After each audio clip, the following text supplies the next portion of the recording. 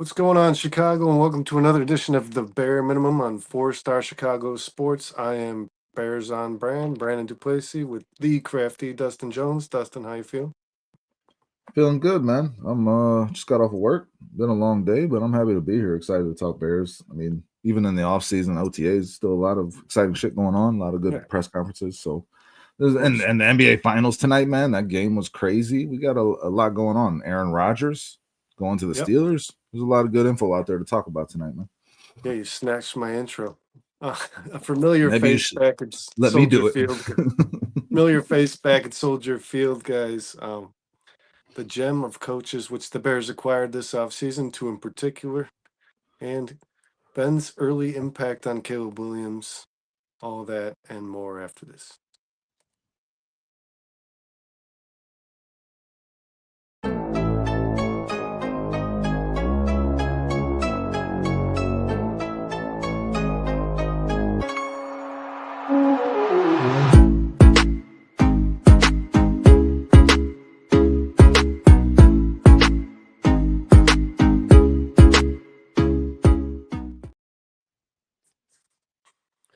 All right, so What's I up? do want to dive into the news that was released today, guys, about a player we're pretty familiar with. That is Aaron Rodgers. Dustin, I think between the four of us here at Four Stars, we were all pretty convinced this was going to be a thing, Mass, what up? especially after the Steelers' lack of drafting a quarterback. Right? It seemed like the writing was on the wall. It felt like this. I mean, now that we're reading this, the Steelers had obviously had conversations with Aaron Rodgers. This was all but guaranteed on anything Yeah, but everything but paper. You know what I mean? Yeah, no, they've been talking for a while, and it was kind of, I mean, there was shit. Joy Taylor was out there calling him out for not being at OTAs, and he wasn't even signed yet. So it's been pretty much a foregone conclusion that this is what was going to happen, man. But I think it's a smart move for the Steelers, given that they don't have a quarterback and What's up, they Mass? What's up, Foster? they need one. I mean, that's a given, and I mean, Aaron Rodgers getting in there now and getting familiar with Mike Tomlin and the guys here. I mean, you got DK Metcalf there, so I mean, there could be something brewing there with the Steelers, man. Maybe they'll actually have an offense this year. Yeah, it was funny. It was just like I think it was like 2 days ago. It had to be maybe Monday. I read a a quote from Roman Wilson, the third round pick from last year, the wide receiver, who said Mason Rudolph is an elite quarterback. People just John don't S. know. What up, John S? Have you seen John S before? I don't believe so. John S, welcome, man. Make sure you're subscribed if you're not already. Make sure you hit that like button. Everybody in the chat, Foster and Mess. I just Turn want to shout on, out John John. S because I haven't seen him yet. Listen, man, Mason Rudolph, Will Howard, Skylar Thompson. That was their quarterback room. This was something they had to do. I like Will Howard, and I thought Will Howard was a steal in this draft going into it. And I think the Steelers got a good one there, a guy who could potentially turn into a consistent starting quarterback in the NFL, but not this year, man. Not this year. So getting Aaron Rodgers in here was hugely important to them because there weren't any other options out there really, unless you're trading for a broke ass Kirk Cousins, dude. I don't know, man. Well, It makes what I sense was to me. A lot of people are knocking it. So it's funny though. Rome Wilson was like praising Mason Rudolph because it's what you you got to got do. to, yeah. But I'm sure as soon as that signing was released, he was like, "Oh, thank God." Oh, thank God. Okay. Now we're good. I don't have to No, I bullshit think through I think press conferences anymore. I think this is good for the Steelers, and I think this is good for Aaron Rodgers. This is his last hurrah, and what better team to go to than Mike Tomlin's Pittsburgh Steelers, who really don't finish with losing seasons, Dustin. They're often in the playoffs or at least fighting for a seed. And Rodgers doesn't have many years left, so you don't want to spend your last couple of seasons on any team that's not going to the playoffs. I would imagine with this addition of Aaron Rodgers, the Steelers are going to make yet again another run to the playoffs, right? I don't know. I don't know. Listen, that's a tough ass division, and that's the I'm not thing asking where you to base it on the Rodgers signing. I'm going to ask you to base it on Mike Tomlin's history. I don't think he has. I think he's had one well, season are with you going to Tomlin. let me answer the question you asked or not? No, I want a because yes. because that's a fucking tough division, bro. You got Joe Burrow and the Bengals, you got Lamar Jackson and the Ravens, and then you got the Browns, who maybe Shador Sanders they're starting for. I don't know. The Browns are not something to worry about so much, but you know that in the AFC North, it's a black and blue division, and these teams battle it out every time. What's Aaron Rodgers like? 40 now? 41? What's his age? You know? I don't I know. think it's 40-41, man. That's the one thing you get concerned about because, like, no matter how much those offenses are improving in the AFC North, they still beat the shit out of each other, man. So Aaron Rodgers in his old age getting knocked around, that could be a problem for him. But, the Steelers needed something to compete. That's for sure. And, I mean, Well, Rodgers fits that bill how, for them. Real quick, real how quick. Last year, man, Aaron Rodgers, 3,897 yards. That was 8th in the NFL. 28 touchdowns. That was 7th in the NFL. And he had 11 interceptions. So, I mean, if you're talking about a 40-year-old dude that's putting up those numbers last year, they were in a losing effort. He made a lot of mistakes in key situations when you watch the games. He wasn't playing good situational football. If you go to a team like the Steelers, who are going to emphasize the ground game, have a really good offensive line, and play really good defense, it could be a perfect fit. A lot of people are knocking this move, man, and especially in Chicago because we all can't stand Aaron Rodgers. But this move might make a lot of sense, and it could pay dividends for the Steelers, man. They could compete in that well, division with this and move. It's how possible. is a 40-year-old Aaron Rodgers all that much worse than a 36-year-old Russell Wilson? No, he's better. He's better. He gives you a better chance. I mean, his deep ball is dropped off a little bit. His ability to maneuver in the pocket is certainly gone. He was a sitting duck in that pocket last year. But like I said, this offensive line for the Steelers is a lot better than that offensive line was for the Jets. So I don't know. Like I said, you got DK Metcalf there. You got some weapons. Roman Wilson hopefully can have a breakout season this year. I like him. I liked him in the draft last year. They got a good running game. They drafted Caleb Johnson. Mike Tomlin wants to run the football, control the ball, and play good defense. So if Aaron Rodgers only has to make a couple of those big throws a game instead of feeling like he has to win the game with his arm, it could be a perfect fit for him for 1 or 2 more years to finish out his career. Yeah, I think this is going to be a team that's got a double-digit win record, man. I do. I don't see. I mean, that's not a very bold claim to make, considering Tomlin's done it like It 16 out of is. 17 years. It is, though. It is just considering who you're playing against in that division. And to me, that's the one thing. It's like you got to play the Ravens twice. You got to play the Bengals twice. It's going to be tough for them to get into the playoffs. I don't know that I would pick them to be a double-digit win team, Brandon. I got to think about that a little more. But I did last I year, think it man, is. when they I signed think it's Russell kind of a Wilson. bold claim. When they signed Russell Wilson, I So did I. felt pretty good about their playoff chances, and I feel even better about them now. And honestly, man, I don't know what the hell that Bengals team is going to do any different to improve, man. I mean, their defense is ass. It just isn't good, and it didn't get better. So I mean, I don't. They attempted to address the defense in the Yeah, they draft. That's for drafted sure. a guy who still hasn't shown up to participate. I mean, it's already the bad already for that Cincinnati Bengals team, man. I think they did get Trey Hendrickson under a contract, but I would favor the Steelers in this division, Dustin, over the No, they Bengals. haven't gotten Trey Hendrickson with Yeah, new I contract. like. I mean, the Ravens are a clear-cut first place to me, but I think the Steelers are a better team than the You Bengals in this upcoming season. I don't think that that's a bold claim like you're saying, but again, just to suggest that they can win double digit games just because of adding Aaron Rodgers. Again, it's about Mike Tomlin, like you're saying. It's about the system that they have in place and that it's shown that it's successful. And if you add a guy like Aaron Rodgers, it could be that missing piece that they've been looking for. I mean, you never bet against the Steelers, man.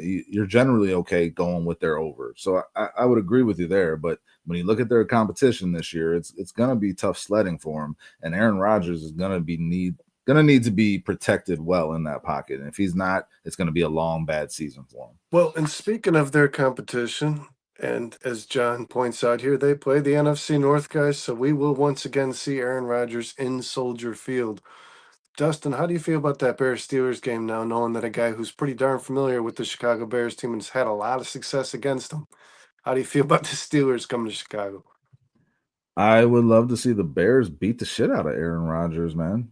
Hopefully in his final season, and he has owned the Bears, and anytime he's come to Soldier Field, he's kicked the Bears' ass. You would like to see the Bears. I mean, even if it's at the later stages of his career, you want to see the Bears get one over on him at home because that has not happened in his career really. So like getting that would be huge, I think, for Bears fans more so than anything, feeling like at least we gave him a good going away present. I would like to see the Bears sack that dude 6 times and make it a really hard, long game on him. That's what I would like to see.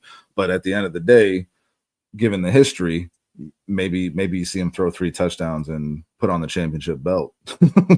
Who knows? Yeah, I would imagine this is going to be Aaron Rodgers' last memory in Chicago. I mean, so hopefully it is a loss for him because he's on the Steelers now. It's not a team that's going to be playing the NFC North year in and year out. I mean, this is going to be it, I would imagine, for our Aaron Rodgers stories. This is where it ends. So, yeah, hopefully I'm with you, man. I hope the Bears, and I again, that's a Mike Tomlin football team. I wouldn't favor the Bears in that game, even if Aaron Rodgers, even if it was still Mason Rudolph playing quarterback. But I do like the Bears' chances against an Aaron Rodgers or a Mason Rudolph or a Russell Wilson versus, honestly, a middle of the year Shador Sanders would have scared me more, Dustin. I'll be Well, we're honest with you. It we're probably would gonna have intimidated me a little more.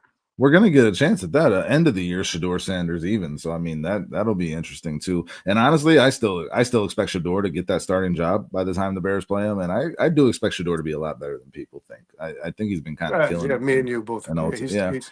He's got an undeniable amount of talent, man. He's We just got to get mentioned that out of Shador. his We ass. mentioned Shador Sanders, and we lose 10 viewers immediately. Scottish Bear says the Steelers will run to the playoffs and do the usual, get knocked out, and Rodgers will blame Mike Tomlin. Clip it. And I mean, that's a total possibility. Fans will blame Mike Tomlin. That seems to be the trend now. That's one thing we're talking about, man. Aaron Rodgers and that personality of his. I mean, his Joe Rogan and Pat McAfee interviews. I mean, with Mike Tomlin, I wonder how well that fits and what they've talked about leading into that. Like Mike Tomlin is a pretty buttoned up dude who runs a really tight ship. Is Aaron Rodgers still going to be doing his weekly on the Pat McAfee show? You know what I'm saying? Like, because that stuff causes distraction and potential dissent, and you saw it cause issues last year with him in that Jets organization, man. So, like, do you think that they've had a conversation about that? It's just something I thought about. Oh, I would imagine they would because Aaron Rodgers is also not really the most liked player in the locker room either, man. A lot of players that have played with Aaron Rodgers post their career have a lot of shit to say about him, man. And when I mean Yeah, say shit, I mean shit. I think it was Jermichael Finley and I can't remember the receiver's name, man. Or no, not receiver, Ryan Grant.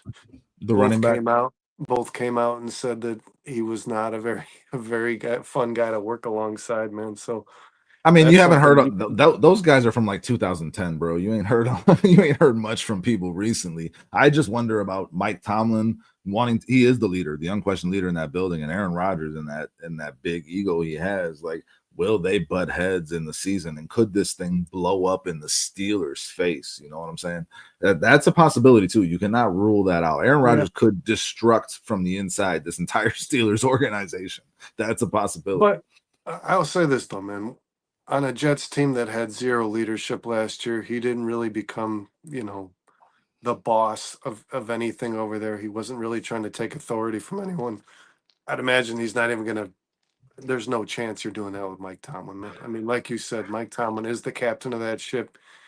He runs a tight ship. You're not going to change that if you're a player because Mike Tomlin will just tell you to fuck off.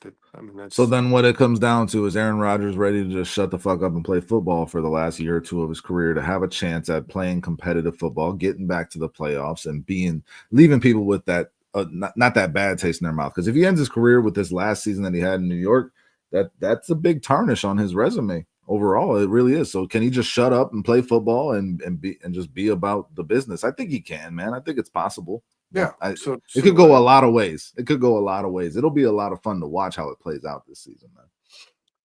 yeah, Aaron Rodgers, DK Metcalf, man, that's another thing to keep your eyes on. Like you said, Aaron Rodgers wasn't terrible last year statistically. He was in the top 10 over almost every major category. So you got to expect DK Metcalf and Aaron Rodgers is going to be at least something you should keep your eyes on in regards to fantasy, right? It it made the division much more interesting. That's for sure. I mean, if you're going in with Mason Rudolph, you don't stand a chance in this AFC North, man. They did this because they know they needed something like this to even stand a chance. And I think it's possible. Again, they made a deal with the devil in that regard. The Steelers don't make moves like this often. It's kind of strange for them. So No, they we'll see if it almost works out. never address their quarterback. Well, no, they address it in the draft. That's what they do. I mean, the Russell Wilson thing last year. I mean, Russell Wilson does not bring the baggage that an Aaron Rodgers brings. That's just the reality. Guys like this just don't seem to be in the Steelers system often. A guy like Aaron Rodgers. That's all I'm saying. It's not the kind of guy they usually target, especially this late in the game. Has not been a part of the team up to this point. Yeah, that was the thing that I find strange, man. Is I could see for the Packers why Rodgers was given so many, I mean, he didn't really show up for the OTAs and all that stuff. It's understandable. But at this juncture of his career and what he's done over the last couple of years, it was strange for him to just be excused. Like I Well, would have. he wasn't excused. He just wasn't on the roster. He was biding his time. Is Well, what it yeah, but seemed like. Yeah. what I led this with, man, I believe this agreement was made on everything but paper. I just think that Aaron Rodgers told them he had this whatever. Kyle brought it up on the show. He did state he had some personal things going on with somebody in his A life. friend who's But sick or some shit but like like, that. I mean, this is a job, man. It's a paid job. So if you're the Steelers, you say like, well, you get that shit figured out and get the hell here, man, because this is an Well, off season. We're gonna need you for. You've never played in this system or on this football team before. We fucking need you here, man. until you sign that contract, you ain't getting paid. So he No. wasn't getting paid. So I mean, and if you're gonna worry about anything, I would not worry about Aaron Rodgers picking up Arthur Smith's system. Aaron Rodgers will pick that Yeah, up like that. He's I still smart. do That's think not though something that to worry about. I still do think though he was probably given some leeway on that, man. I think they said to him, "This was like I said, Well, Dustin. because There's he no had all doubt. the leverage. This Brandon, was if a you don't done. Yeah, sign, you this was can't a make him done show deal. up. This was a done deal. I mean, Aaron This Rodgers this had. was a done deal, knowing that he wasn't going to show up until this Yeah, time, Brandon. absolutely. Yeah. Yeah, So, but it's not and them giving him leeway. He had all the leverage. They needed him. He well, didn't need them. I mean, and they just who worked it has out. leverage though, Dustin? Who pays who? Oh, or Rodgers could not play until the team needs him. He Rodgers And the played this Steelers shit could perfectly. say, we got 3 guys on the fucking roster. Kick Yeah, rocks, but they man. really We made don't, it. right? We had a winning. We had a 500 season with Kenny Pickett. We don't need Aaron Rodgers. We went to the playoffs Yeah, with Russell Wilson at 36 years old. 500 ain't getting it done. You sound kind Man, of I think silly making I that think you argument. undersell the You, ability for Mike Tomlin to take a I'm team to not. the playoffs without If you've signing heard a 40-year-old Brandon, Aaron you've Rodgers. heard me talk about Mike Tomlin for years, and you know I I've know, and never your undersold tune him. has changed a That's little bit. no, that my tune is not changing. You're misinterpreting what I'm saying. But the Steelers are in a desperate position with their quarterbacks. If you're saying that we got 3 guys, Mason Rudolph, Will Howard, and fucking Skylar Thompson, I don't think I don't. you don't. You don't I have don't. 3 guys. I don't You put don't have one Steelers. guy. I don't put Steelers and desperate in the same conversation, man. I just don't. They're never desperate. They had a fucking 11-win season with Russell Wilson, dude. This is a not good. This is a desperate move. This is a desperate move, man. It is. I To me, think it is. I think it's kind of a luxury. I think it's like if he comes, we'll pay him. If he doesn't, It's a fuck him. luxury to have a quarterback in the NFL. Well, I don't know. Didn't have one before. I don't know. Before he signs. You don't have one. I mean, before he signs. I don't like. Are you thinking that this is like a? They're not. What's up, Bear Mysterio? How you doing? They're not going to be there at the finish line, man, because of signing Aaron Rodgers. That's what I'm No, saying to you. Like this they're doesn't not. change anything but the fact that this is a team that took Russell Wilson to the fucking playoffs last year. They weren't a playoff team. They weren't a playoff team potential without this signing, bro. They weren't. They with the quarterbacks they had in tow. I am quite certain that you are not running it out there with Mason Rudolph, bro. You're just not. I'm quite certain. The last time Mason Rudolph was used in a season for the Steelers, what was his record? Wasn't it like 6-1? I don't know. You should have that information if you're gonna. Well, I didn't expect this conversation that would go the way it's fucking going. I didn't think we were gonna defend Mason Rudolph. No, I want to defend the Steelers, man. I have too much respect for the Steelers, man. The Steelers are a great organization. I've always respected them. They always do well. Mike Tomlin, to me, is the best coach in football. So I don't see that becoming an issue. All I'm saying is that you brought up Aaron Rodgers in terms of when he was coming to the team, he had all the leverage in that situation. That's all I'm saying. And that is factual. He had all the leverage in the situation, and it shows by how it played out. It shows. Yeah, I don't know. I just don't feel like the Steelers are desperate for anything, man. I really don't. I just don't feel that way. Bear, I agree with you. Can't wait to have Rodgers at Soldier Field to destroy him. I would love to see him get beat up in that game and the Bears get a Last time W Mason against Aaron Rudolph Rodgers. played quarterback for the Pittsburgh Steelers, he went 3-1. Oh, They don't okay. need anybody And, to go to the and playoffs. They went to the playoffs did, with. They went to the playoffs, did they dude, go to the running a playoffs with wild. Mason They went to. Rudolph? Yes, they did. They went to a playoffs running And a. how did they do in the playoffs? Well, the same they're They going to do lost. with Aaron Rodgers. But they went to the playoffs running a wildcat with, or they had an 8-8 season running a wildcat with D'Angelo Williams, dude. Yeah. Yeah, This is they a don't team want a that 500 doesn't season need though. an Aaron Rodgers. They don't. Okay, so then why are they bringing him in? Because it's a fucking luxury. He's free. He's there. Why not sign him? It's not And a how much luxury. did he get paid? How much did a future Hall of Famer get paid? That has not been reported yet. He hasn't signed the contract. He's coming in on Friday. Tomorrow is what they're saying. How much do you think they're going to get a future Hall of Famer for at this juncture of his career? 40 years old and a losing season for the last 3 years.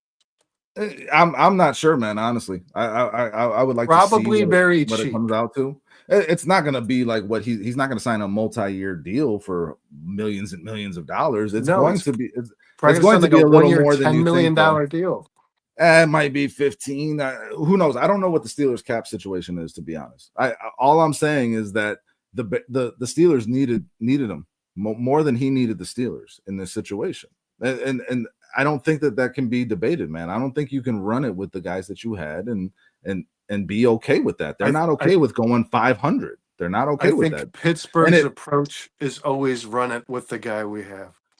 Oh, well, then, but that's not this approach. And that was my whole point from the beginning. This is not a Steelers-like move, which reeks of desperation to me, which means they didn't have the leverage. The chances you're taking that he could blow up your season by being Aaron Rodgers and not fitting in with this system and the culture that they have, those are high chances for this luxury. That's how I look at it.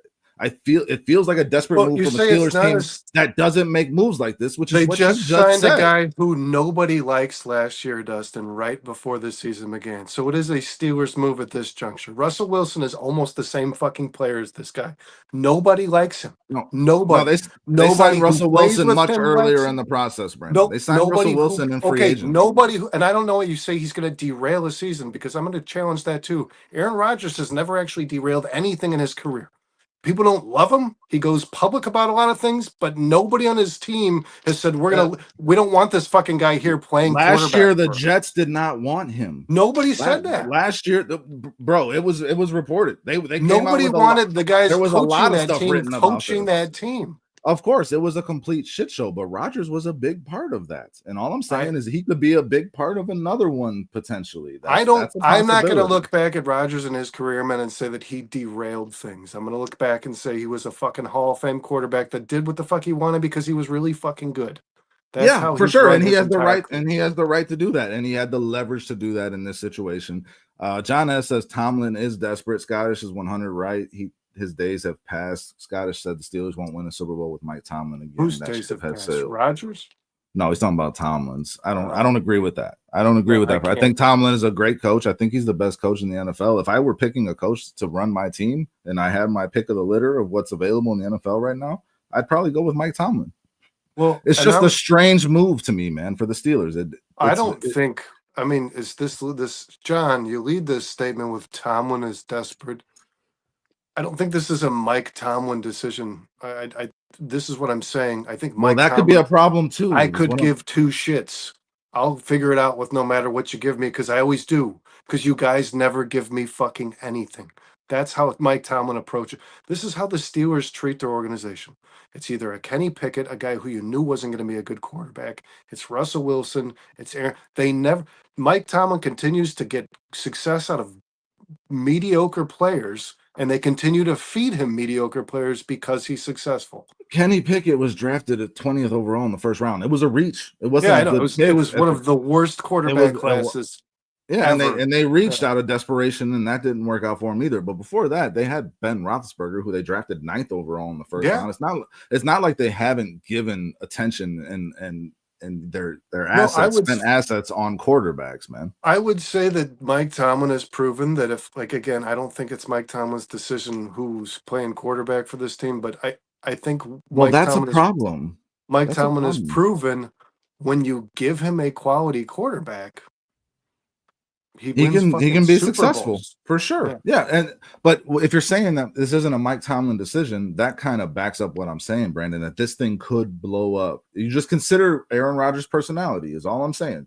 And he has a very strong personality, and he's very outspoken. And Tomlin doesn't seem to want that in his locker room. He's traded away guys for being headaches many times. You know what I'm saying? So it's just like the potential for a powder keg situation in this Steelers season is high in my mind. So if you take that kind of risk, then I think that you're kind of desperate. It's a risk reward thing, and I don't know which way it's going to play out. And I'm not going to pretend to know. Rodgers could This be a is my great prediction. Rodgers could Okay. be a great This is professional, and my this bold season could go really prediction. well. Rodgers is going to play above average football. The team's going to win 10 to 11 games. They're going to go to a playoffs and get their ass handed to them by somebody, and then they're going to start it all over next year with somebody else. Well, That's my that's what prediction Scottish for the said. That's what Pittsburgh Steelers. Scottish said 10 minutes ago when we started this conversation. This is my prediction for the Pittsburgh Steelers. And you know why it's my prediction? I feel pretty good about it because it's just history repeats itself, man. This is what they fucking do.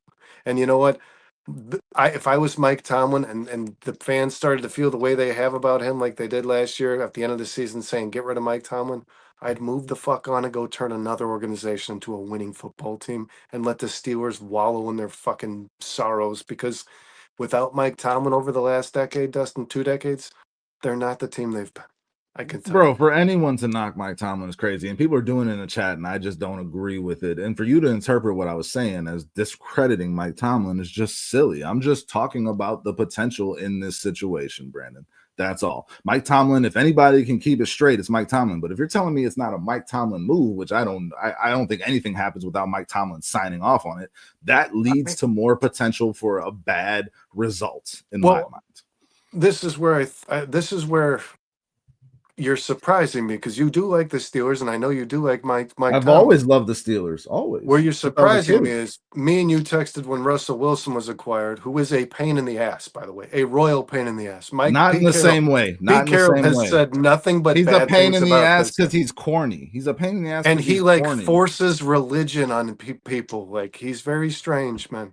But we felt good about the Steelers when they signed Russell Wilson. They signed a better player in Aaron Rodgers, and I feel like you're like, well, no, they're not. I'm not going to say they're going to make the playoffs. They're like, I thought they were going to make the playoffs last year, and I feel the same way about them now. It has Nothing's changed. It has nothing to do with the play on the field. That's not what I'm talking about. That's not what I'm talking about. If Rodgers and Tomlin are on the same page and Arthur Smith draws up a good offense that can complement that defense, they will win games. I expect them to be competitive. I am just talking about the potential for the personalities to clash, which that potential does exist. And that could lead to a bad locker room for this team, which would lead to negative results. And Scottish Bear asks, you guys are tripping, asks what's Tomlin's record in the playoffs in the last 10 years. His overall record in the playoffs is 8-11. So again, it's not the greatest, and most of those losses have come in the last 10 years for sure. So he's been on a bad run, that's for sure, in terms of playoff success. But how many coaches have been in the playoffs as much as Mike Tomlin?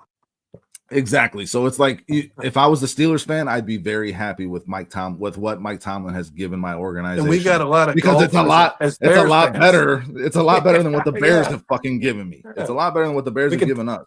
That's a good problem to have, Dustin. If you can be a fan of a team where you're saying like, God, how many times he lost in the playoffs? Well, we're over here saying like, how many fucking coaches have even got us there, dude? Like, you know what I mean? The Bears in the last what 15 years, the Bears have been in the playoffs once. Mike Tomlin has been 19. Yeah. The Bears have played the Bears have played 2 playoff games in the last 15 years, and Mike Tomlin's played in 19 in his coaching career. He's coached in 19 of them. So yeah, again, to say that means he's not successful is kind of silly because he's had sustained success in Pittsburgh. But I think a big part of that, Brandon, has been that it's his way or the highway. His culture is his culture, and his locker room is his locker room. I just want to acknowledge the fact that Aaron Rodgers could fuck with that chemistry a little bit. That's all I'm saying.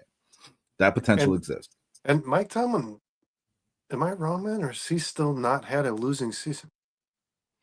He has not had a losing season. No. Yeah, I mean, he's finished 500 or better. Yeah, he had an 8-8 season. He's finished 500 or better in every season he's coached in. Yes. And I have we've gone like 30 minutes on this, man. Shit, I didn't expect it. Well, the Aaron Rodgers conversation is fuck Aaron Rodgers. I like having the Steelers conversation, especially the Mike Tomlin conversation, because like I said, you have put in this perspective. If you're a Bears fan, there's just nothing you can say that'll convince me that Mike Tomlin isn't one of the best coaches in the NFL, considering like 8 coaches over the Bears' existence have not made the playoffs during his 19 trips there, dude. Yeah, it's crazy. Yeah, for sure. I mean, to say that, to have anything negative to say about Mike Tomlin in that regard is kind of silly to me as a Bears fan, because if Mike Tomlin was our head coach over the last 15 years, this organization would have had much more success. And that's just proven in his resume and what he's done. He's gotten the most out of the least talent in that time in the NFL. He has. You are 100% right. Yeah, so Aaron Rodgers could make this team a very competitive team. That I 100% acknowledge that possibility, and I love the Steelers team. So I think they could make some noise in the AFC North.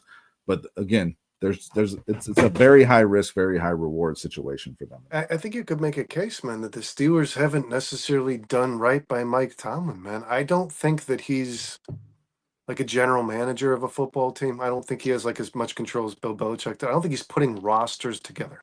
I think he can fucking kind of tell his general managers what he looks for, and they decide which players it is they're going to draft.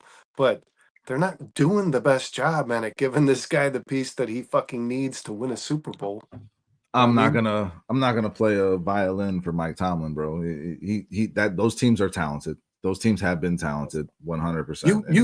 You put a real quarterback over there, man, like a legitimate quarterback over there. He's probably got another Super Bowl ring.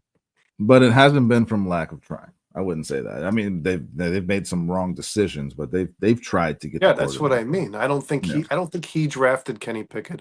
I don't think he said go get Russell Wilson. I think they said, "Hey, Mike, we're gonna go get Russell Wilson," and he was like, "Okay, fucking cool, man." I think you're selling him short in terms of the control he has in that organization. Really? Especially, I think he's I'm gonna do with what I get. No, I don't think so. I don't think any coach that's as successful as he's been has that mentality. And he is primarily a defensive coach, by the way. He worked on the offensive side of the ball for 2 years as a he was a DB. He was a DB coach. Yeah. He was a DB coach. He's a defensive guy, and that's how he wants to win football games. That's what I'm saying. That's why it could work out with Aaron Rodgers, because he will get that defense up for every game, and he will control the clock with the run game. And Aaron Rodgers will just be asked to make a couple big throws a game like Russell Wilson was last year. And Aaron Rodgers is a better quarterback than Russell Wilson. Those are all what I'm stressing it when I said that he's a defensive coach, I think Bear Mysterio. I think if he puts in place, and he's always had some pretty good offensive coordinator hires too, man. But this is a good point by John. Not easy to get that QB when you draft where they do every year. It's not like they're ever in the top 5. It's a great quarterback. Picking a quarterback. They've tried with where they're at, though. That's for sure. I would imagine that Mike Tomlin's allowing his offensive coordinator, who he hires and trusts, to have a little more influence over what type of quarterback this team's going to approach, who they're going to go sign. Listen, you know what I mean? Yeah, for sure. This could work out. I haven't made my predictions yet on wins and losses yet for these teams, and I'm going to look into it. And I always pick the Steelers to be successful every year because I expect them to be, Brandon. I'm not saying that they won't be. I'm just saying the chance exists. That's all I'm saying. Because betting against that is worse, man. The odds are worse that the Steelers don't have at least a 500. Well, no, you could say the odds of him having a below 500 season are much higher than the odds of him having another above 500 season. If you really looked at the numbers, and the odds are much higher for that, just in terms of the numbers. That's all. Eventually, it's going to happen, Brandon. He's going to start having some losing seasons. He's not going to be a 500 or better for his entire coaching career. That's just. I mean, it's been like 18 years. Yeah, for sure. Eventually, it will happen. What's up, Shorty? What's going on, brother? Shorty in the building. Yeah, we getting a little caught up in this conversation, trying to keep the chat involved. Y'all hit the like button if you haven't already. If you're not subscribed, please make sure you are. I see Bear Mysterio's on X. If you can, pop over to YouTube and hit that like button. But we like you wherever we got you, man, and we thank you for joining us. He says A-Rod brings a specific drama package with him. It will be interesting to see how it's handled. That's all I'm saying, Brandon. It's not me discrediting the Steelers organization or Mike Tomlin. It's me understanding how big of a personality and but ego when you Aaron ask that Rodgers question, is. when you ask that question, though, Bear Mysterio, interesting to see how it's handled. It's not a question. I would It's a imagine you're statement. asking how is Aaron Rodgers going to handle it, because we know how Mike Tomlin's going to handle it. If you don't know that by now, you're not very familiar with Mike Tomlin. Yeah, but it's an irresistible force meeting an immovable object, bro. That's my point. Neither one is going to bend, and that could lead to some But friction. Mike That's Tomlin's all I'm saying. the boss who could say, Okay. fuck off. And then when he says fuck off, he has to start Mason Rudolph, who I don't give a shit if he went 3-1. He is not a starting quarterback in the NFL, Brandon. That's the issue you run into. Just remember what occurred last year on this football team, and they had a player who had started 6 games and went 4-2. It was Tomlin's choice to say, hit the fucking bench, kid. This guy does not. This is what I'm saying. Well, that was a smart move. He That was has a just a smart track move. record of not. He doesn't. He is in Brandon, charge. you of and I everything. knew that was the smart football move. The Steelers And I offense got a lot better with Russell Wilson as the quarterback. And Mike Tomlin's never at the will of anyone for anything. I assure you of that. He is in total control. Shorty, I don't know if you know this, but it's kind of what we do. At the bare minimum, we don't generally get into it like this. I mean, this is kind of fun. Actually, a little change up because this is our Monday show. I'm actually enjoying this a little bit. But Shorty, me and Brandon have these conversations all the time. I don't think Shorty's ever watched them. Shorty, ever been there for a Monday show? Yeah, well, yeah, he's used to our chill vibe. But when can you said you're gonna be home this Saturday, huh? I'm working all day Saturday, but I go to work late on Sunday. And available. I bet you're available. Definitely subscribed and followed. What up, Bear? Thank you, man. Subscribed and followed. Y'all got that. It's been a while since I've seen Mysterio, man. Yeah, I've seen. I think I remember seeing him in CSP chats. To be honest, I don't know if I've ever seen him in one of ours. No, maybe you're right. Thanks for joining us, Mysterio. Let's move on to another topic, bro, because I mean, we've related this to the Bears a little bit, but we really haven't talked Bears. All right, well, since we're on the Mike Tomlin conversation, we're talking about coaching. Let's get into what I wanted to talk about a little bit today, Dustin. That is, this staff is obviously, since Ben Johnson came here, he's hired a bunch of quality coaches, man, at pretty much an every all-star level. staff. Yeah, but there's 2 guys that I want to talk about primarily because these 2 guys have continued to climb the coaching ladder no matter where it is they've gone.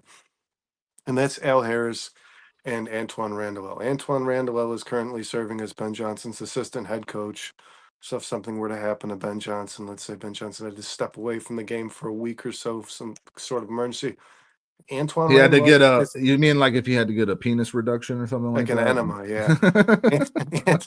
Antoine Randall would be the person in charge of this football team. And Al Harris, when he was in his final season with the Dallas Cowboys, was also the assistant head coach of that football team. So pretty obviously, Dustin, like you just kind of pointed out in a joke, you're not going to really run into this situation, but it still means a lot. I'm sure it means a lot to the 2 gentlemen themselves. You know what I mean?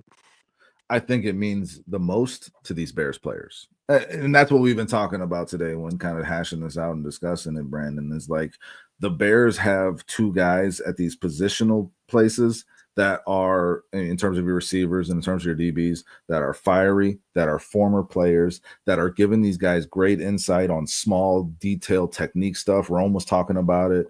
Tyreek was talking about it with Al Harris. I mean, these guys are going to impact young players. I mean, the way Antoine Randall L is going to impact Luther Burden, you can't really quantify it. Al Harris, by all accounts, was the most important coach on the entire Cowboys staff his entire time with Mike McCarthy. And that's why he got to that assistant coach position. I mean, these guys can be coordinators in the future. I mean, the way you originally posed this whole conversation was these guys could have been coordinators. I don't think so. I don't think they're ready yet. Like you said, they're climbing. And I think Ben Johnson is going to do a very good job of helping them do that. The relationship that you're going to have between head coach and his staff is going to be hugely important to the growth and development of this team. And Antoine Randall L and Al Harris are 2 of the biggest parts of it to me because they're 2 younger guys. They're two guys with a lot of energy, and they're two guys that are not going to sugarcoat shit, and that meshes well with the rest of this coaching staff. And that really is what this Bears team has needed for years, man. Hold people accountable, tell them like it is, and tell them they need to fucking do their jobs. And these are two guys that are going to do that, man. And again, just the amount that they're going to affect the players on this roster is the biggest thing to me. And the Bears players need to take advantage of it while they're here, because I do think these are ascending coaches in the NFL Well, ranks. yeah, and how lucky Ben Johnson is to have him because, and Antoine Randall did do an offensive coordinator interview for the Tampa Bay Buccaneers, but obviously because Ben Johnson, he didn't get the job, but because Ben Johnson didn't make him the offensive coordinator, I think you're right. He's probably not ready. Al Harris, however, man, Al Harris is now the defensive passing game coordinator on this football team. I mean, It's another step up for Al him. It's Harris another, feels, yeah. yeah, he feels like he's about one step away, man, from He's a being, lot closer than Antoine Randall yeah, L to getting that. And listen, I was on podcasts last year before the Bears hired Eric Washington saying I would take a shot on Al Harris now as my defensive coordinator. I think he's that good. That's how highly I thought of yeah, him before he yeah. was even on We the Bears should have. coach. Yeah, and that's how highly I thought of him before he was on this Bears coaching staff, man. And it's not just how lucky Ben Johnson is to have him. These guys wanted to coach with Ben Johnson and for Ben Johnson. That's another huge part of it. They wanted to be here. So I mean, it's just a lot of good vibes around both of these guys and around this coaching staff in general, Brandon.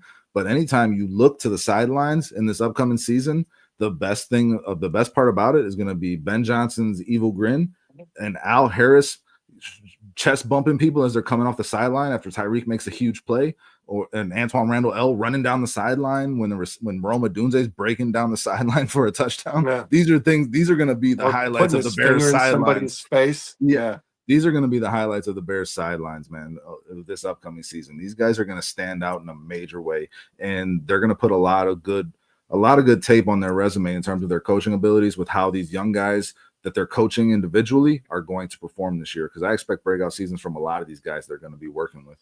John S. says Harris is 1 to 2 years away. Could be his only year here. Yeah, this is what I think, John. I absolutely agree with you. I think that he at least will get some interviews in the Mm-hmm. next off season for a defensive. I don't know that he gets hired, and I think if he I'd hire doesn't, him. then he'll. I'd hire Yeah, him. yeah. I think if he doesn't, and it's going to be heavily based on what he does here. But I mean, look at this again. So he had a Duran Bland and a Trayvon Diggs, who he took both individually to Pro Bowls. I think they're in different seasons, but two Pro Bowl Mm-hmm. players, and he was a big part of their development because I think Duran Bland was like a fourth round. I mean, this wasn't like a first round pick, and No, yeah, he was he's yeah. yeah, like late third round or something. Now he's coming here to coach. Might even be fifth. Yeah. Now he's coming here to coach Jalen Johnson and Tyreek Stevenson. I mean, if this guy, if you're probably gonna get a Pro Bowl season out of Jalen Johnson, no matter how the Bears perform.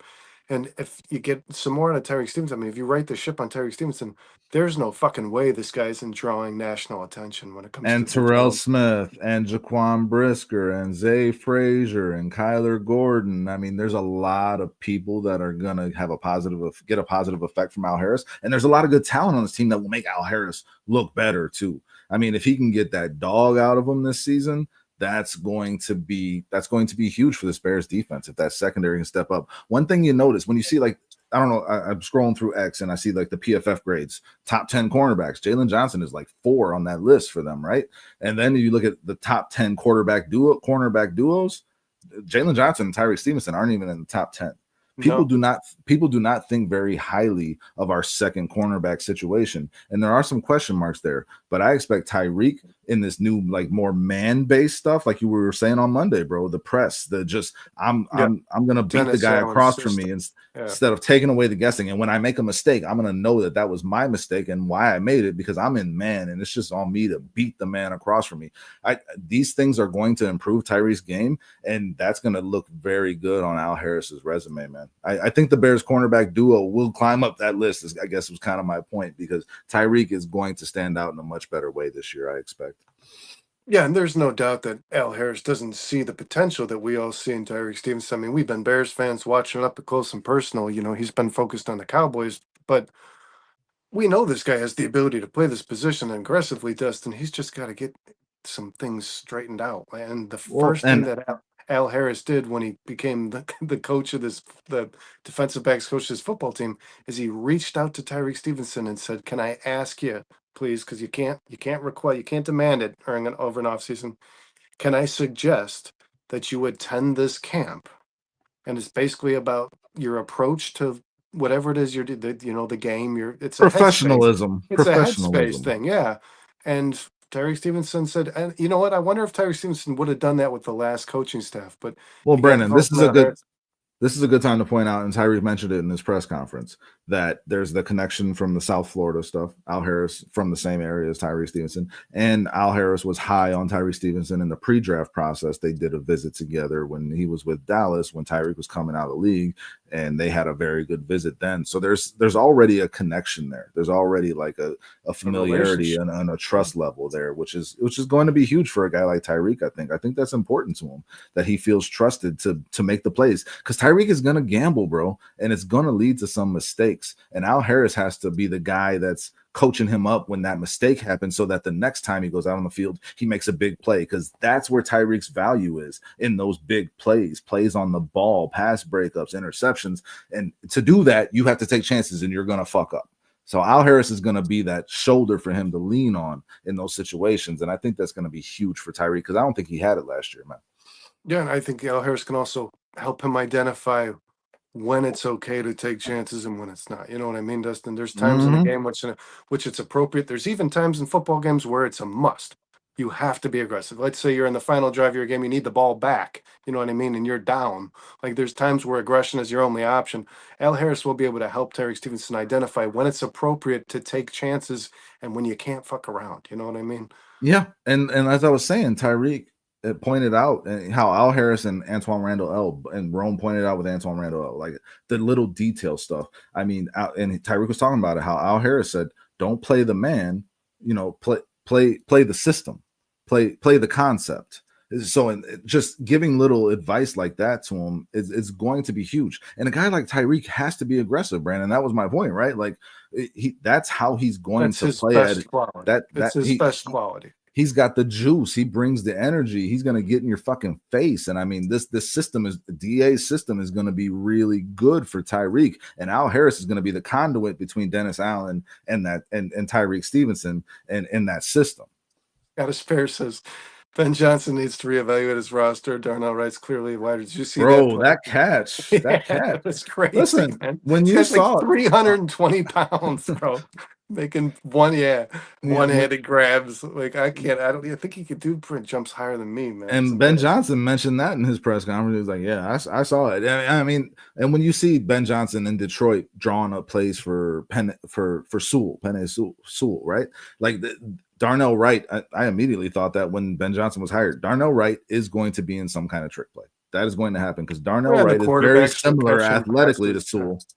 The quarterbacks were catching downfield passes today, and I was, it's funny too, man. You watch that, Dustin, and you think to yourself like, "Oh, this is just a drill, a practice to loosen up." But like, no, no, like those guys are going downfield. Like Caleb Williams went downfield and caught that pass from Samari Torre for a reason. It's like this is going to be in some juncture in the season. You might find yourself running a hot route down the field, man. Case So Keenum's gonna be catching the ball with his ass on some yeah. kind of Case, trick well, play. I don't know if did you watch it. Case Keenum was Yeah, the guy who did not get a route. Like Tyson Bagent, what's the kid's name? Reed or something. I don't know what their yeah, fucking four yeah. string guys. Just Yeah, Austin. Yeah. Austin Reed. Yeah, so those three, Bagent, him, and Caleb all ran a route and got a deep ball thrown to him. Case Keenum did not get that luxury, man. Because Oh, Ben Johnson said he caught one, well, behind his back. did he? I didn't Yeah. see in the highlight that I watched. He did not get a ball, but I don't. Case Keenum. How old? Case Keenum's a pretty old guy too, isn't he? Yeah, he's a vet. I, He's a I, vet. He's pro- in I'm his probably not 30s. using Case Keenum running right. I think he's like in Yeah, his no, mid I don't think that 30s. that's Yeah, actually going to happen. yeah. Scottish Bear makes a great point here. Stevenson needs hard coaching. That's what we're talking about. Al Harris and Dennis Allen. I mean, Andrew Billings said it. Dennis Allen doesn't sugarcoat anything. He might actually put some salt on it. Like Dennis Allen is going to tell you like it is, and so is Ben Johnson. So he's going to get what he needs. That's a very good point, Scottish. He's overly chirpy. They will have him more locked in. I don't think that they're going to want to coach that chirpiness out of him, because you saw the benefits of it. He can get in the guy like Jameson Williams' head. He can get into these receivers' heads, and you want that. You just want it under more control, Yeah, right? yeah, And that these coaches can do that. Al Harris especially. yeah. I was going to say, Dustin. Another thing you don't want to undervalue is when you have coaches that are kind of aggressive, like these guys have been since the start of OTAs. it helps to have at least a few of these guys on your roster, like Tyreek Stevenson. They're going to get what most coaches refer to as chippy, where they're hitting you after the whistle, man. And I'm now reading that I don't know if you heard Declan Doyle say this. Colston Loveland is this guy too. I mean, Colston Loveland's not participating in practice, but Declan Doyle said Colston Loveland is the guy who pesters you after the play is over, man. The guy who keeps pushing, the guy who pisses people off. He said he's a chip. He chips. He's a dog. And then who else was it? Oh yeah, I don't know if you heard the Shamar Turner had to be like calmed down after a. Did you hear about this?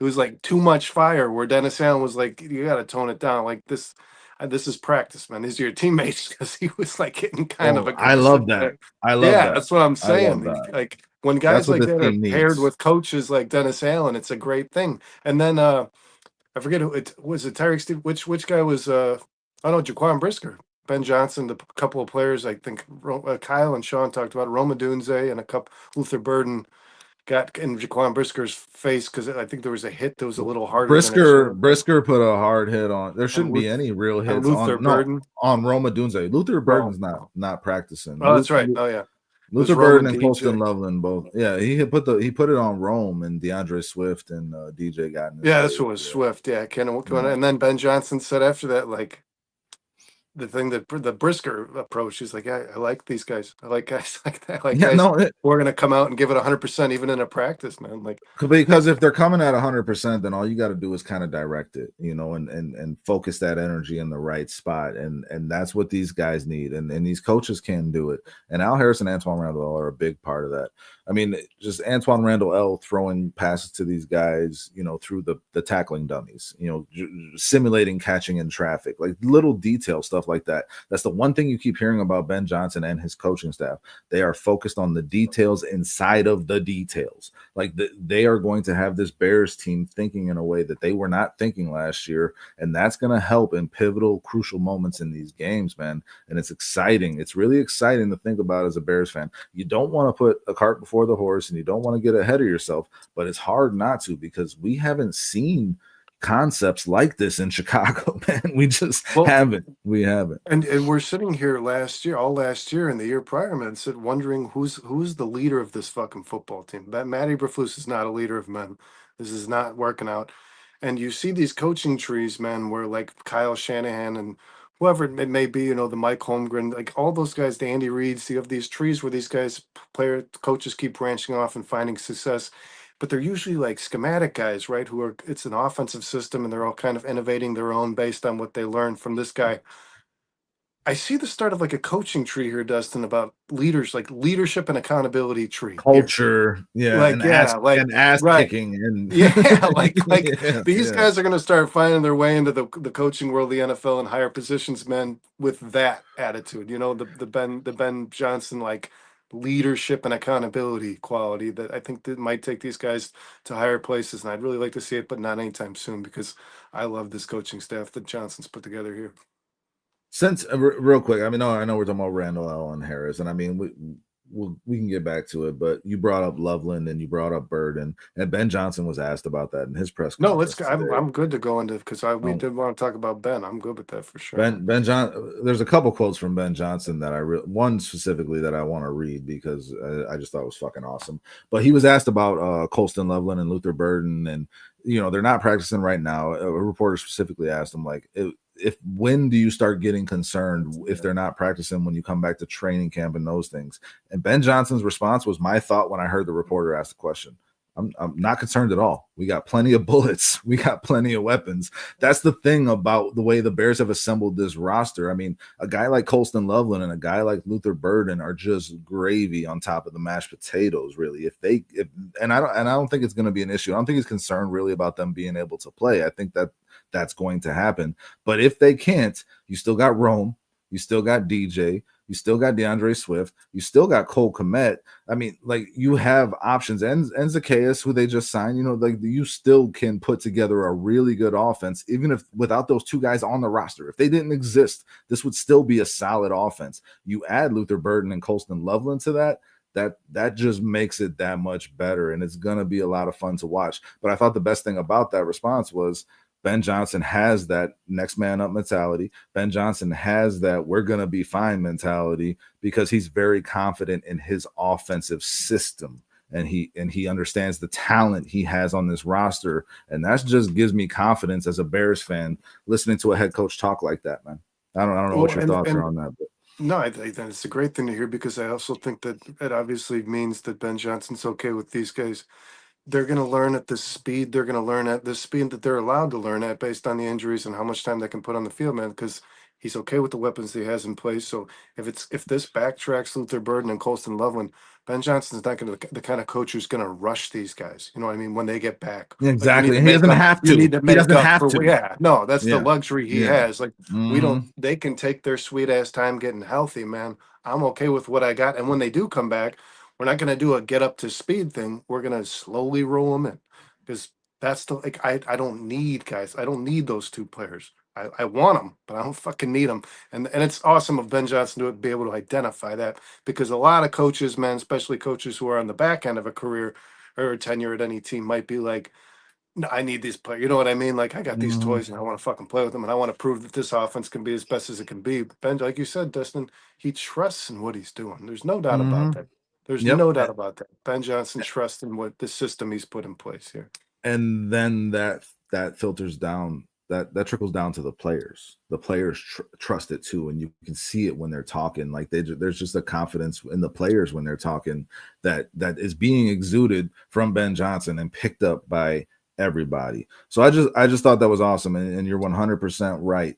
He doesn't need them, and when you get them back, you don't have to force them in. You Yeah. can get them Slow in rolling. where they fit in, and that speaks to the level of talent that the Bears have put together on this offense, which is just exciting. I just wanted to mention that. And then this quote from Ben Johnson, man, it just kind of tell me if you've heard this before in Chicago. He said, "For us, training camp is not a get in shape camp. It's a show up in shape camp so we can become a good football team." So, like the work they're putting in right now, it means so much to him because he wants them prepared and ready, and he's assigning everything to these guys. And I mean, I'm sure every coach does this, but to just say it in that way, man, just it's not a get in shape thing. It's not like we're gonna figure it out in training camp. We're gonna come to training camp ahead of the game to now put the finishing touches on what we need to be going in the regular season. I have not felt that before, especially from recent regimes in Chicago, bro. Shit, No, and 15 it's since Lovey reflected. Smith. It's reflected in the media reports, man, because we've already heard that majority of these players have already hit the mark on the weight and the street. You know what I mean? Like the way that they were asked to come to camp, like we want 10 pounds on you, we want you to shed a few. It's being reported these guys are fucking there, Dustin. Like Javon Dexter, Austin Booker have both toned up or down. I mean, a lot of the Roma players on this, Dunze. yeah, a lot of Yeah. the players on this roster have done the work that the Bears strength and conditioning coaches expected of them, man. And they're around the weight that the coaches want them to be at, especially a guy like Austin Booker, man. I mean, it was only ever going to be success if that guy started to put some fucking muscle on him, man. I mean, I like Not him a just lot, but physically, though, man. Not just physically. They've already gone through the playbook. They've already gotten yeah, through the playbook. Like they're ahead mentally as well, physically and mentally, bro. Ben Johnson, again, the details within the details. He is focused on all this stuff, and he has these players focused on this stuff. And I feel confident that when training camp comes, they are not going to be behind the A ball. They're going to be ahead of a lot of other teams in the NFL. That and certainly ahead of where Bears teams have been coming into training camps past. yeah. And I said on the Monday show last week this, and I don't want this taken out of context. I don't want anybody. I was going to cut a short out of this from Monday, man. I don't want anyone to think that I'm sitting here praising a Super Bowl or anything like that.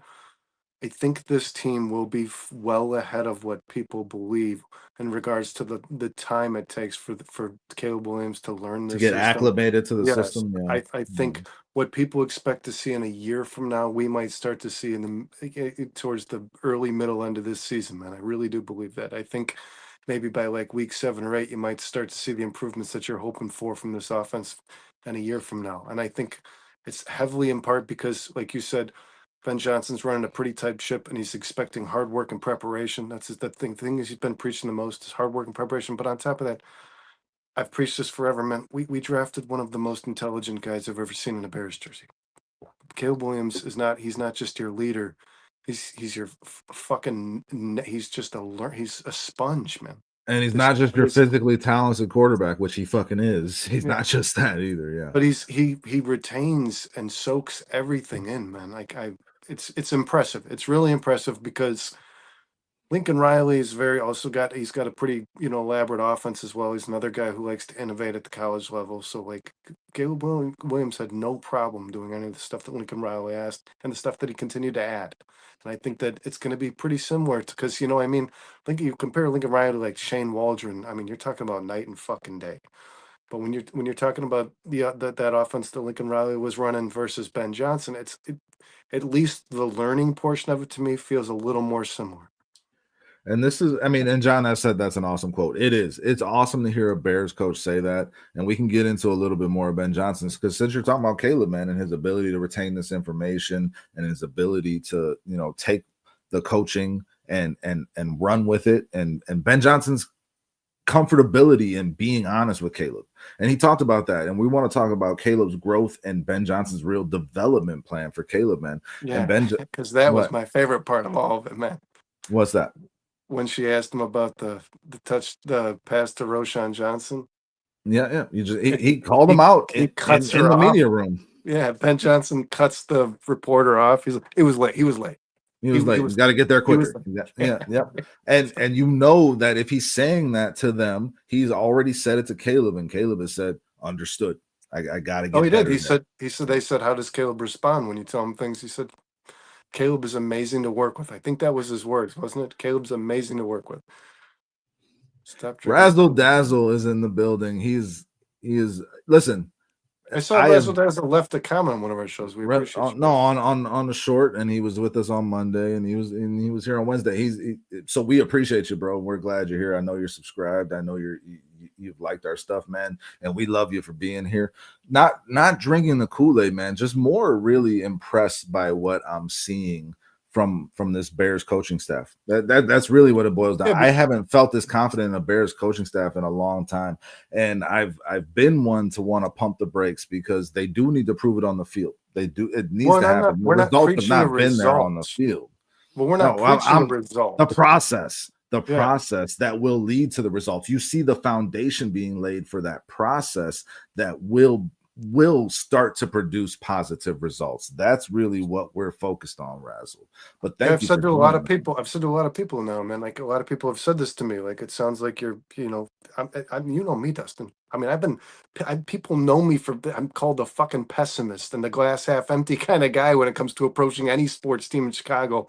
I'm the guy who never believes it, man. Like, it's not good enough. But I'll say this, and I project the Bears. I projected the Bears to be a 9-win team this season. I'm still at that mark. I haven't changed it at all. I'm not going to waver from that. But I do believe, though, this is we've never seen anything like. It's not even Razzle. It's not even. He's just you've been burned so many times, and as a Bears fan. It's not about. I feel it. It's not about the result. Again, it's not like I'm not saying what we're watching right now. Cliff? The reason this is important, if you're a Bears fan, is because we just haven't seen this before. There's been no coaching staff that's so in charge of the preparation for a season. You know what I mean? This early on in the season too. This early on in the off season, like, you just don't see the attention to detail. You don't see the accountability being ratcheted up this high, this early. Ben Johnson is coming in with a sense of urgency. Like, I need to fix this. And you're watching these OTAs, and it looks like the Marine Corps, Dustin. You know what I mean? Mm-hmm. Like, they're preparing themselves to defend their own lives, like the lives of the others around them. They're taking this. It's they're pushing these guys to fucking work hard, man. Where, like, I don't know if you remember the videos of Matt Eberflus walking through the OTAs where the guys are all like on the field doing that stretch with the leg over the leg, and he's like tapping each one. He's fist bumping each one with whatever nickname. I don't know if you know this, but he had a nickname for every fucking player on this team. But like, and you're watching Ben Johnson, and he's like getting over on people, man. He's yelling at people. He's, you know what I mean? It's just it's different, dude. And we've never seen this. We don't see. Yeah. And we don't see that side. I don't want to celebrate being winners of the offseason. This offseason has been really spectacular. If you think about the coaching hires that they've made and the players that they've added in areas where they were deficient in the last few years, the improvement in terms of the roster is huge. So we've been winners of the offseason before, and the results have not been there. You know what I'm saying? Like Ryan Poles has not had a winning team since he has become the GM. So we do need to see the results on the field. But there is something to be said for focusing on the details and focusing on the foundation that they're laying and being happy with that. You can find some confidence if you're a Bears fan in what you're seeing from this coaching staff and these players so far. I mean, again, they're not even in pads yet. So we're not seeing offensive linemen and defensive linemen banging, and we're not seeing real football yet. You're not going to get a lot out of OTAs, man. It's more about how they go about their business, and they're going about their business in a much more professional way. You see it on the field, you feel it in the press conferences, you hear it in what the players are saying about what these coaches, the expectation level that these coaches are setting. And that is just something to get excited about, man. It really is. And whether what's it great produces is this, results immediately is up for debate, 100%. and But the player we response have the process in place. and the player response is even better, Dustin. I mean, they're praising these guys for expecting more from them, which says, I mean, that They've been desperate for that. how Yeah. exposing is that from this for the tenure Mhm. that existed before this one? I mean, from this last regime, if guys are happy to be yelled at, you know what the hell they were dealing with last year, Dustin. I mean, and razzle dazzle, you just compare this to your own personal life. This is how business works. It doesn't have to be just a sports related issue or football team. When the person above you, the person in charge of you, whatever job it is you're doing, expects fucking more of you and leans into you a little bit when he believes that you can be more, it It has a probably positive means impact. it probably Yeah, means yeah. success is on its way shortly. It's about your approach, but the Bears organization, this Bears coaching staff prior to this one just didn't do it. No, yeah, It and it doesn't mean that success is happening immediately, whatever your job might be. But like you get that person in charge that is about their business, you start to feel the change, right? And you start to see like, hey, I can see a light at the end of the tunnel here. This actually might be turning around. And I mean, there is something to be said for that. That does happen in life across all areas, Brandon. That's a very good point, man. You want someone to hold you accountable in whatever it is you're doing for a profession. You want to be noticed for the things you're doing well, and you want to be corrected on the things you can be doing better. And when those things are happening, good things start happening from it, because like we said, the process versus the results, it's not skipping steps. This is the first step in a long line of trying to rebuild this. It 100% is, but you can see that they're going about it in the right way, and that's just something that should inspire some confidence in Bears fans.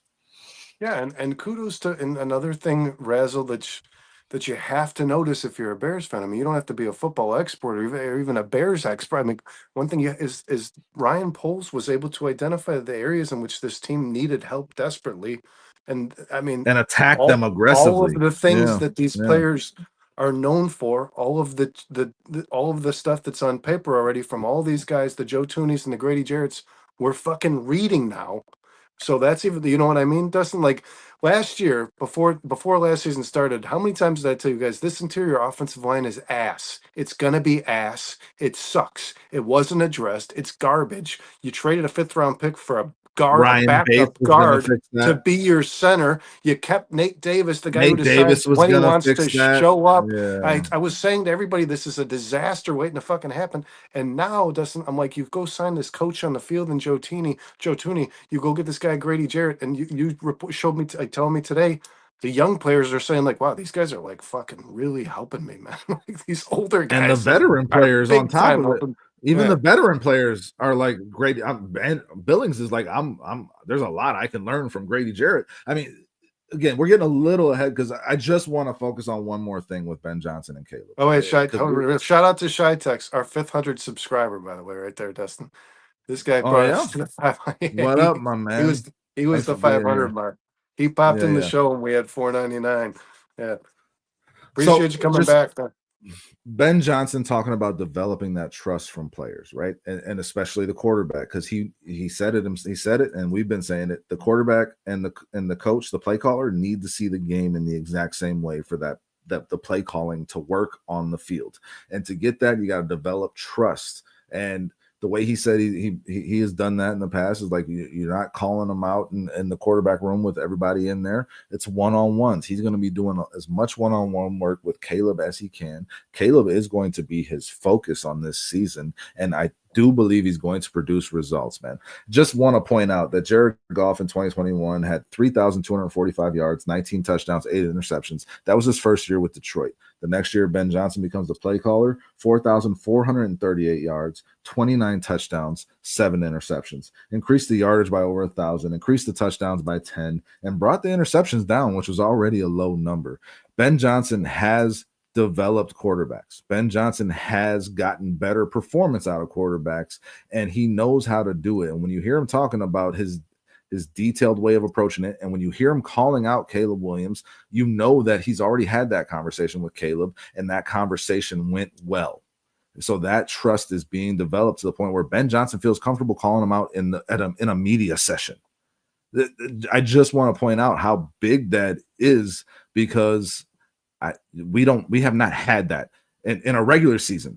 What Justin Fields was calling out his coaches and then retracting it in the middle of a fucking season just a couple of years ago. We are in OTAs right now, and the head coach is saying, yeah, he's got to be better there. And he's saying it to everybody, for everybody to hear, which means that he feels comfortable already enough to have that conversation with Caleb, and that it's going to produce positive results.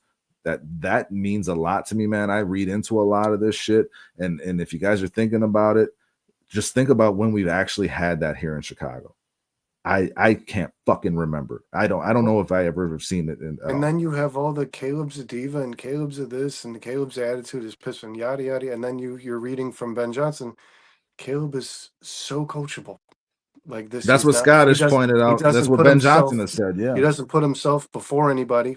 He wants to learn. He's hungry to learn. He wants to be the best he can be in the system that I'm giving him. And he's, it's almost, Caleb is almost a pain in the ass for a coach, man, because it's like, what more. I'm sure Ben Johnson's like, all right, let's settle down, man. Let's make this second nature before we get to the next thing. And Caleb Williams is like, I want to do it now. You know what I mean? Like it's good. It's a good feeling to have a player who you feel is dedicated to being the best he can be, the best in the league. I believe Caleb Williams really has his sights set on being the best quarterback ever. It matters to him. And I'm It not matters buying to him. I'm not drinking the Kool-Aid on that. I'm not telling you at all that's what it's going to be. But I know for a fact that it's in his mind. He's striving to be it for sure. And then you have a coach, man, who's, like you said, Dustin, not afraid. I think Eberflus was afraid to have those confrontational conversations. I think he was afraid to tell the media, this guy fucked up today, man. I think He that was afraid of transparency. He was yeah. afraid to give it, and he was afraid to take it. He was afraid for his players to have it with him. He just was. You were 100% right. And it's completely different already. And we haven't even played a regular season football game yet. I just think that that's important. And if you were to extrapolate what the impact he made on Goff in year one with Caleb's numbers, you're looking at about 4,500 yards, 30 touchdowns, and 5 interceptions if you just kind of took those Goff numbers in the way. So, I mean, like that. Yeah. If you were to just take those and move them around. And I would say this too, this Bears offense is better prepared for Caleb to have that kind of season than that Lions offense was in 2022 with Jared Goff and Ben Johnson. Yeah, they were hurting. They didn't have Gibbs yet. They didn't have Laporta yet. It was just fucking Amon Ra, wasn't it? I don't think there was much else there, man. I mean, they had the makings of a Hockenson, pretty good they had offensive line Hockenson. at that Yeah. time. Yeah. But I mean, like it, I just feel very confident in this marriage, and I do believe that Caleb will get to the point pretty early on, like you said, because of his intelligence, where he is seeing the same game the same way Ben Johnson is seeing it, and that is going to be fun to watch as a Chicago Bears fan. Yeah, when you watch, I feel confident in saying that. in regards to play callers, you see the most success with the guys who become an extension of their quarterback, or the quarterback becomes an extension of their mind. The Sean McVay, Kyle Shanahan, Andy Reid, they call these guys like, oh, they can make any quarterback good. They're quarterback whisperers. No, Dustin, they do exactly what you just said. The quarterback understands exactly what the way the coach is thinking without even consulting the coach. And of course, the coach is talking to the quarterback, but if he couldn't, let's say you lost comms, which the Bears did twice last year, they wouldn't need to. You know what I mean? Caleb, I think that's what Ben Johnson he wants Caleb to think just like him if he Of wasn't course he able to does. He be said that. inside Yeah. his ear. Yeah. Hmm. Yeah, and And that that's and those are the that's guys who do it best. and that's what's No, gonna happen, man. That's what's gonna happen because Ben Johnson wants it to happen, and Ben Johnson is gonna make shit happen. So I mean, like I just see Caleb's growth already. I think people who are there at camp watching him in this practicing this year versus this same time last year. Obviously, you were a rookie last year. He's got his second year, his first full off season. You know, as an NFL professional, that's going to be improvement just there. But you take what was Shane Waldron and turn it into Ben Johnson. There's no chance of regression in Caleb Williams this year from my perspective, man. And Ben Johnson is going to continue to develop him and grow him into that guy that has the potential to be one of the best quarterbacks in the league, man. I don't know how early on we're going to see those results, but I just feel confident in, as we said before, the process. Ben Johnson yeah, has a very specific idea of how he wants to develop Caleb. and I don't. I mean, without any bias, I think you'd be a lunatic to dispute this, man. The two biggest issues Caleb Williams had in his rookie season, his two biggest flaws were the And yeah, interior offensive line and play calling. the offensive those were coordinator and the those were offensive line. Caleb's Yes. biggest flaws. The guys who were supposed to be helping him, man. The guys who Mhm. were in the middle trying to protect him, and the guy who was feeding him plays. Those were his two biggest fucking problems, man. And those guys are gone. And that alone, Dustin. I mean, that And alone. not just gone, not just gone. That would be addition by subtract. That would be addition by subtraction, but not just gone. Vastly improved. Yeah. And So like that alone. that's confidence Just, inspiring. Yeah. let's say Mm-hmm. Caleb, like, well, let's say Caleb wasn't this first overall projected generational talent. He's just a guy who's taken fucking 38th in the draft. He's your second round, but you know what I mean? Like, he's the fourth quarterback taken in the draft. What you just did at those two, like the interior offensive line and Ben Johnson, makes any player better, any player improve that's playing quarterback on this fucking football team, man, because it was a disaster Mm-hmm. last year, dude. It can't get Yeah. Yeah. worse. It can't. That's just ass what we had last year, dude. Yeah. So Caleb's growth, Caleb's development are definitely two things to be very confident about going into this season if I'm a Chicago Bears fan, which I am, right? Those are things that I feel confident that's going to continue to happen. He's going to develop, he's going to grow as a player, and Ben Johnson is going to make that his main focus this season. We were talking about Grady Jarrett, we were talking about Joe Tooney. I mean, the way that the Bears, we've brought this up many times, but just more so the Grady Jarrett effect, because my biggest concern, Brandon, has been the defense and the defensive line in particular, right? In terms of, are they going to generate pressure? Are they going to stop the run? They could not do it last year. And did they improve it enough? Adding Grady Jarrett on its face was like, okay, he's a 31-year-old dude. He's at the tail end of his career, but this guy is a pros pro. Trevon Dexter has mentioned it, how the experience he's had and the tips that he's able to give him is making him better, right? And we're seeing Trevon Dexter turn into a leader. Trevon Dexter was the guy that organized all the defensive linemen going down to Florida to work together, and he's stepping up. And Grady Jarrett is only going to help that leadership grow within Trevon Dexter. You see Billings talking about what Grady Jarrett can bring to this team in terms of his experience and his leadership. And I mean, Austin Booker, how is he going to be impacted by that? Montez Sweat has talked about how he's been impacted by Grady Jarrett. How big of a deal do you make of Grady Jarrett being in the middle of this defensive line, and what kind of experience and culture and leadership he brings to this defensive line Oh, unit, yeah, Brandon?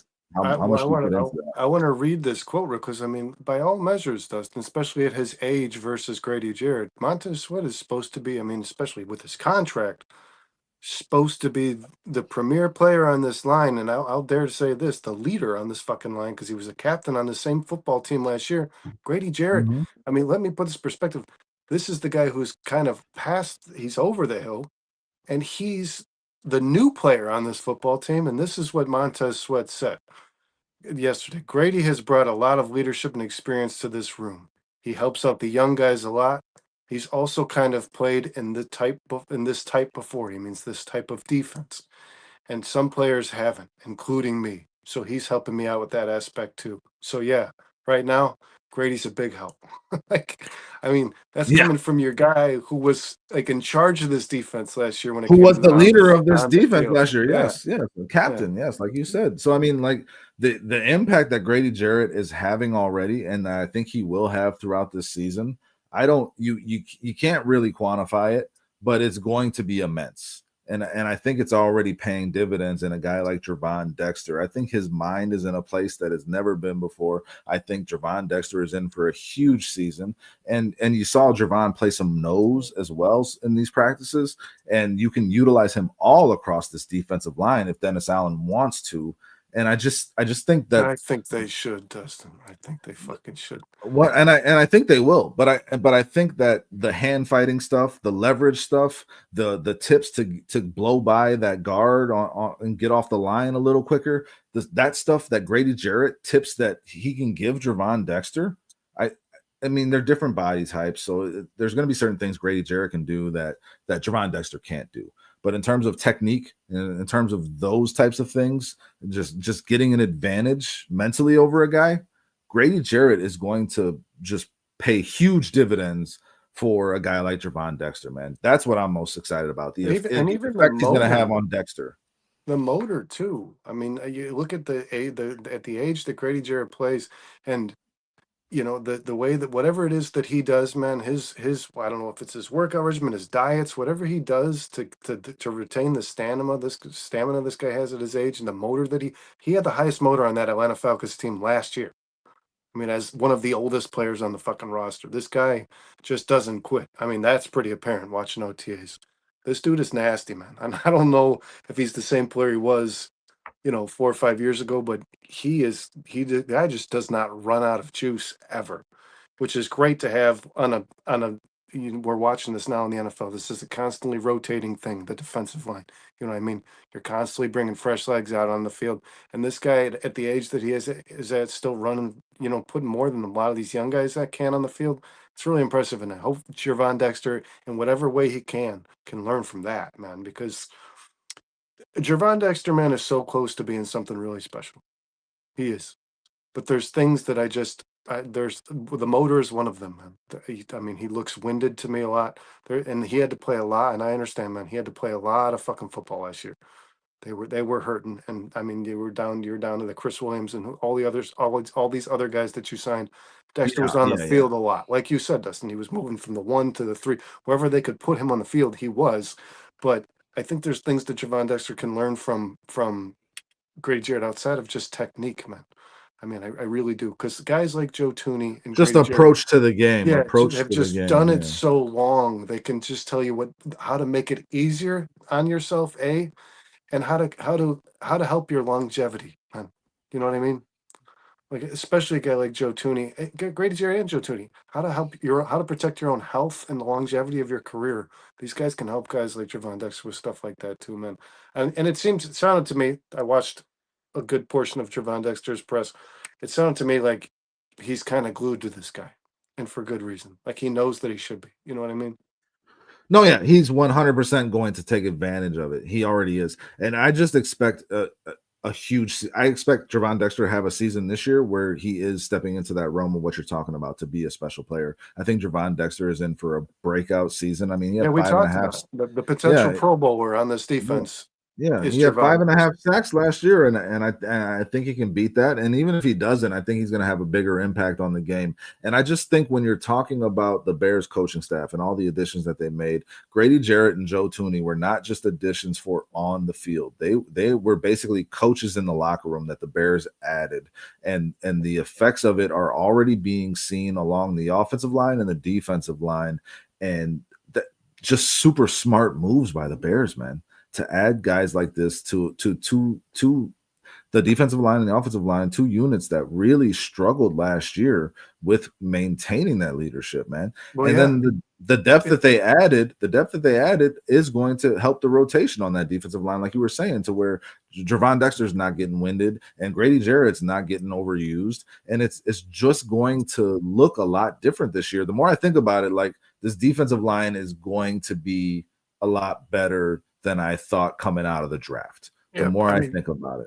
Ryan Poles was here last year through all of this lack of leadership from top to bottom, whether it be the coaching staff or the players in the locker room and on the field. Dustin, he was here. He identified. He knew it. Ben Johnson's new to this team. He's got to identify his leaders, and I think Ben Johnson said something along the lines of, eventually those guys start to identify themselves, and then they just take care of it on their own. But just the irony here, you had like 14 guys listed as captains last year, and I don't know if I would have identified any one of them as a leader on this football team besides maybe the rookie and Caleb Williams. Honest to God, man. Jalen Johnson was a guy that stood up and spoke his mind. I would say Yeah, I might throw Jalen Byard Johnson. said Byard was to me one of the better Fired as leaders on the well, football yeah. team, and he was a new player on the roster. So I think you, like you said, you can't stress enough what it means, man, to see guys who are clearly identifiable leaders. I Yeah, mean, and the it's Bears identified that they needed those things and went and got them and brought them yeah, into their building, man. And and like you and said, Poles identified that was an issue, and he addressed it intentionally. He addressed it and I intentionally. told you guys, and you can still, it's on YouTube. They have every show is recorded. You guys go back and listen to Joe Tooney on The Score, the interview that he did. That was the most impressive sports. I told you guys, I texted you this when it was happening. It's the most impressive sports interview I've ever. I was listening to it at the time. I was driving in my car. Most impressive interview I've ever heard in my life, man. It really was. This dude is like a 50-year-old father who has already raised a few sons. That's what he fucking sounds like when he's Have talking. you heard? I swear to God, man. Have you heard that he's like extremely intelligent? Like, did you hear the story that his agent told him to intentionally miss some questions on the Wonderlic so teams didn't think he was too smart? Really? Like that's how smart this guy Yeah. is. Yeah. He is, man. He's super intelligent, and he's got a very just, I don't know, man. His outlook on things, his perspective of things is it. Go listen to it if you haven't. For everybody who's out there, it's really impressive and it's unique. He's not your prototypical NFL football player. So I guess that's kind of what you mean, Dustin. I mean, this is a guy who he's like a professor when he's talking, man, but he's also discussing just how even being a left guard in the NFL, man, he knew when it doesn't. So now he's talking about when he's a young guy, he knew playing for guys like Tom Brady and protecting a guy like Patrick Mahomes, man. He needed to learn as much as he possibly could from those guys, no matter what position he played or they played. And then he said, everything that I've ever learned from potential Hall of Fame players like Patrick Mahomes and the Hall of Fame player like Tom Brady, I will try to do my best to share with Caleb Williams. And he goes, and he's already texted me pretty much, Dave. Like, I mean, like you said, it's not quantifiable, but it's there, dude. And it's not. We can't say like how much this means, but It's just it's immense. It's yeah, immense. Yeah. yeah. Caleb Williams, and if Caleb Williams, your future franchise quarterback, the number one overall pick, the god of football, the generational talent, is reaching out to this dude every day to pick his brain about Patrick Mahomes and Tom Brady. That shows you how much. That shows you how much that guy Joe Tooney means. has to offer. Yeah, Yeah, how yeah. much Joe Tooney has to offer. I mean, listen, man, we dove into the leadership aspect of it and the impact that's going to make along this defensive line. But I want to get some of these chats because they're talking about the actual defensive line players on it. John S says, "Do you think they have enough on edge?"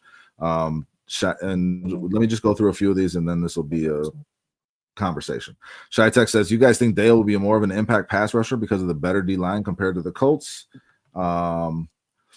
Razzle Dazzle jumping in, and then Shy Tex also says DA schemes will definitely help. So the first question, do we think they have enough on the edge? Because that has been a major concern of mine No, throughout this offseason. no, I don't.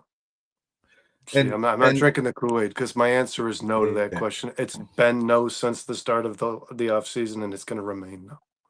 That's how I'm going to answer it. So So, and I kind of feel the same way, man. But let me throw a caveat out there because that's why I wanted to read the other comments, because DA's scheme is definitely going to help, and Dio is going to help too. And then another guy that I really think is in for a breakout season as well, man, with the coaching and with the new leadership in the building and the new scheme, is Austin Booker, man. Austin Booker in his first full offseason in the NFL, and he was a project last year when he was drafted. This year he can bulk up a little bit, and he has all the physical tools. If this guy can be a strong rotational pass rush for you, that makes me feel a lot better about the Edge when you consider that they did just go out and pay Dio, who they do have high expectations for, right? And I think he can have a damn good season too. So if you consider that, Brandon, if Dio were to be the guy that the Bears paid him to be, and Austin Booker were to turn into the guy that the Bears drafted him to be, does that change your outlook on the Edge? No, Because you're no, let's just throw Montez Sweat out of the equation. It doesn't change it at all. Really? no, How does it not? because no matter what those guys are able to become, Dustin, they're not the guy that the Bears need.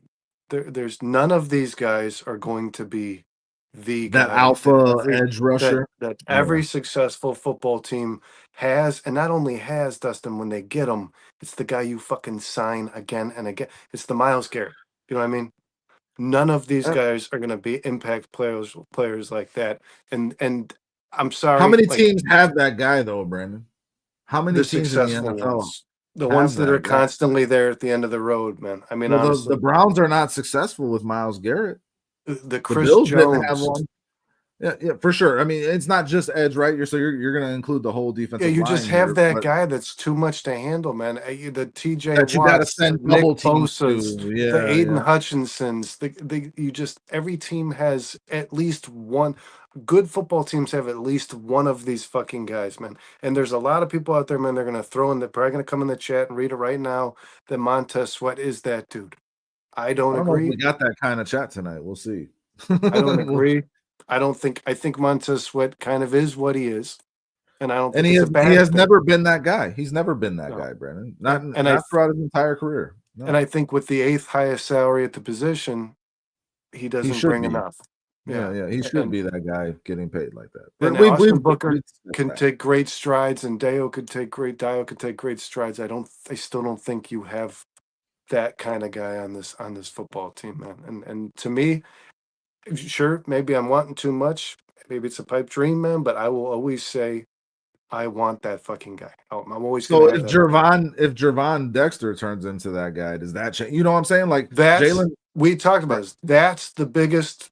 That to me is the biggest potential right if he there. turns into a havoc wreaker in the middle from your three Yeah, technique, and that he has changes the whole the best. dynamic of your pass rush. The whole He has dynamic. the highest ability to do so. The highest chance to do so is Javon Dexter. And that's another place where I'm coming around a little bit on how I'm viewing this defensive line, because Javon Dexter is saying all the right things. Well, He obviously needs to go do it on the field, but I expect this guy to have a fucking dominant season, man. well, I and you really do. know He's getting into shape, and he's going into his third year. I expect big things out of Javon. what That could change the whole dynamic, Brandon. the It could. question. The question was though, do we have enough at edge? If you ask me if we have enough at tackle, I'll probably say yes.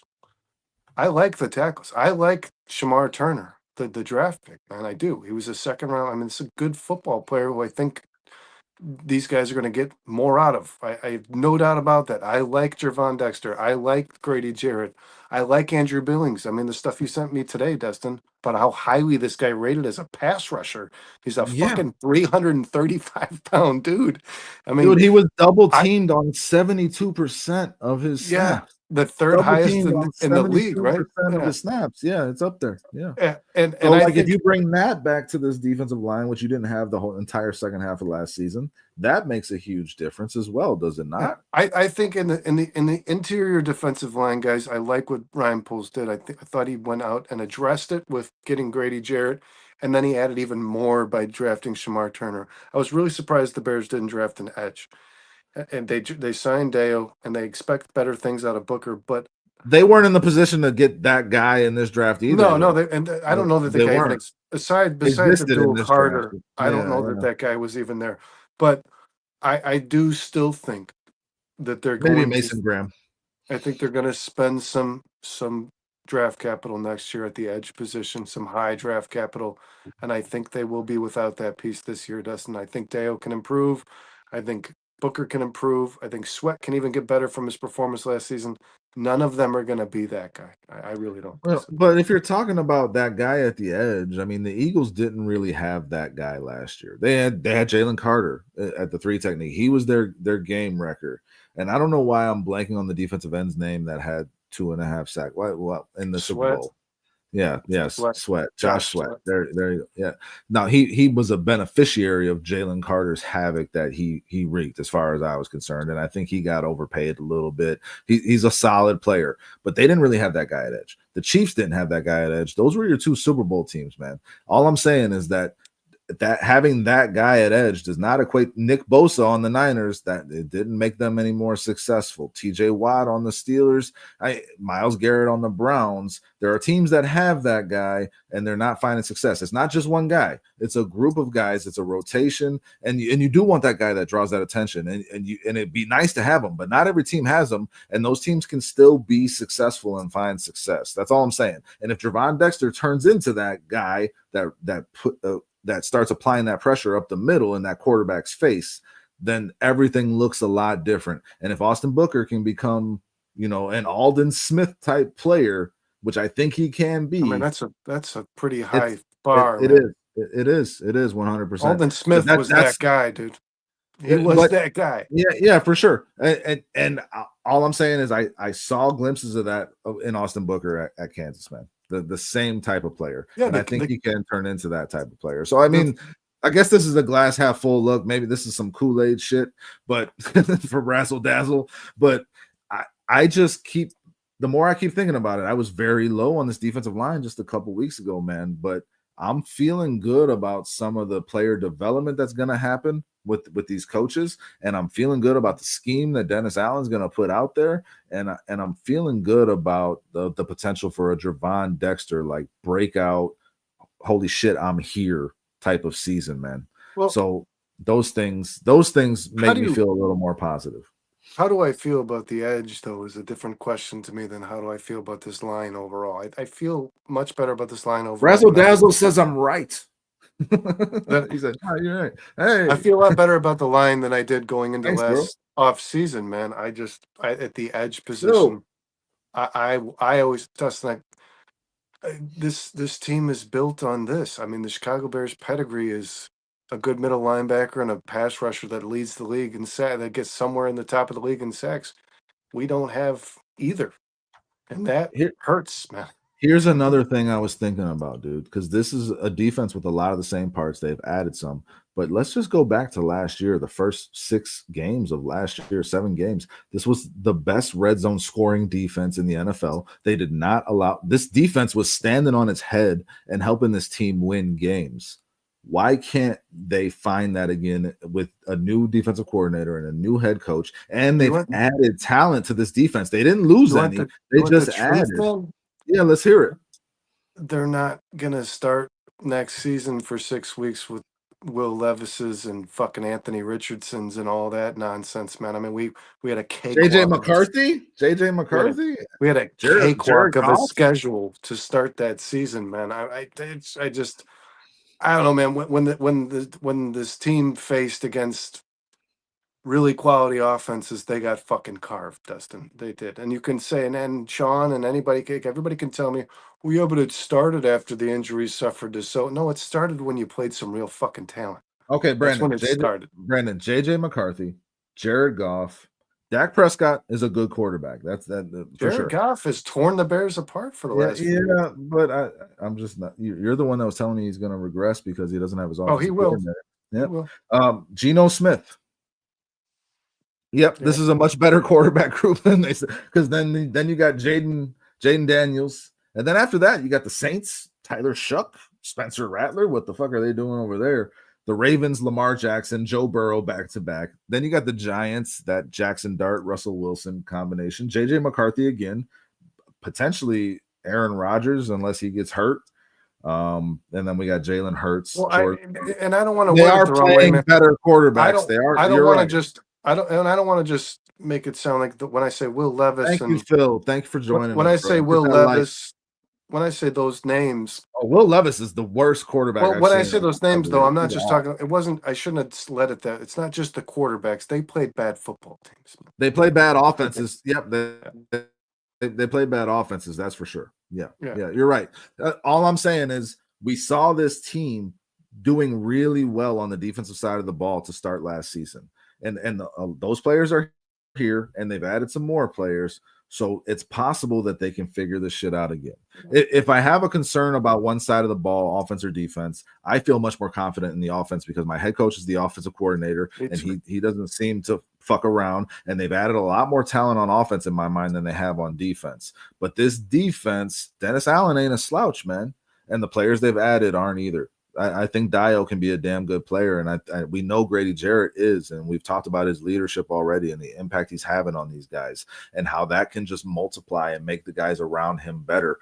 So, I mean, like, I think there's more positivity to find than what you and I both have been finding over the last few weeks, and I just want to point that out because my perspective on it is changing a little bit. I got high hopes for Booker, high hopes for Javon Dexter, high hopes for Tyreek Stevenson.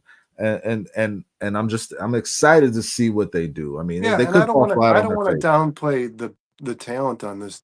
Thanks, Phil. Bears fan for life says Brandon Dustin. You two are awesome. Bear the fuck down, guys. Bear the fuck Yep. down. So I don't want to downplay the talent. There is some tremendous talent on this football team. Jalen Johnson is one of the best. Not just one of the best corners in the NFL. He's one of the best corners that's ever played for this franchise.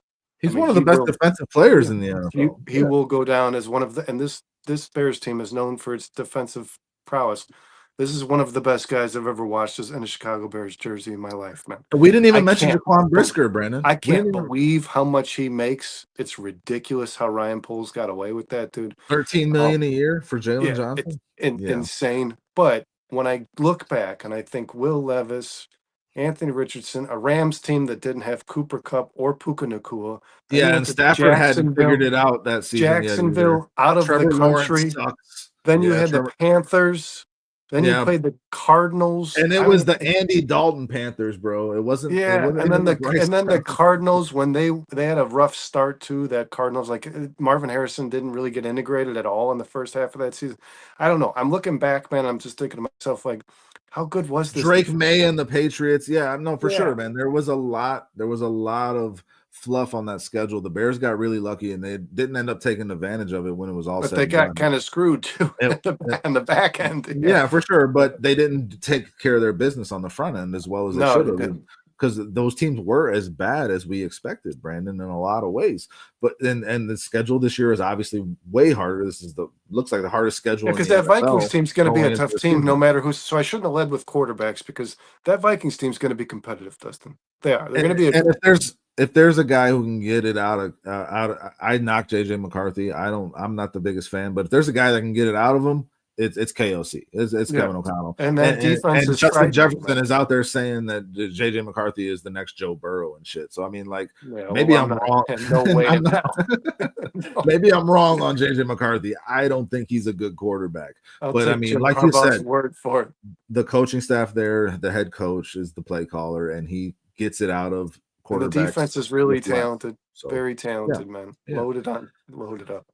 No, yeah, but I'm just more again just trying to focus on this defense because we expect this offense to carry the day, but this defense is going to have to step up if they have a healthy Billings and all these other guys that they've added. And Montez Sweat, snaps out of it and comes back to at least his normal production throughout his career.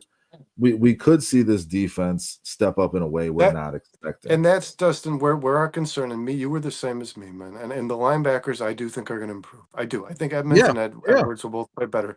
The defensive line is what scares me. It has all offseason because Dustin, when you look like when we played that Indianapolis Colts team last year, who had a really, I mean, as bad as that football team is, That offensive line was one of the they best have, in the league. yeah, it's Yeah, unbelievable how much talent is wasted yeah, over there, man. yeah. But Yeah. the They Bears lost. They defensive lost some of line that. the Bears defensive line just disappeared. Javon Dexter, I mean, They just don't look good against quality units, man. But I do think you're right. I mean, they've That's put what coaching's for. Grady Jarrett. I mean, and you've bolstered the interior on this line, no Mm-hmm. doubt. I mean, they've gotten much better.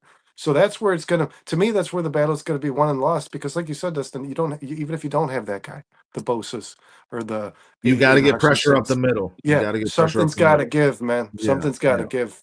Somebody's got to get back there and wreak havoc because bad quarterbacks look good in this league if you can't fucking disrupt things back there, man. Yep. That's just how the NFL is played. Even a guy like JJ McCarthy, man. As I was trying to say before, in terms of the defense and what these guys could do if they could develop and get a little better and have these breakout seasons, we haven't even mentioned Jaquan Brisker, who was peppered with concussion questions the entire press conference today. I mean, like Jaquan Brisker, if he is at health, Did we that answer all the changes your defense questions? completely too. Did we answer all those chat questions that were asked? Yeah, I man. just don't want to neglect any of that. Okay. Yeah, we did. And Razzle Dazzle said you're right. He said you're right a couple of times. Razzle Dazzle said I am right.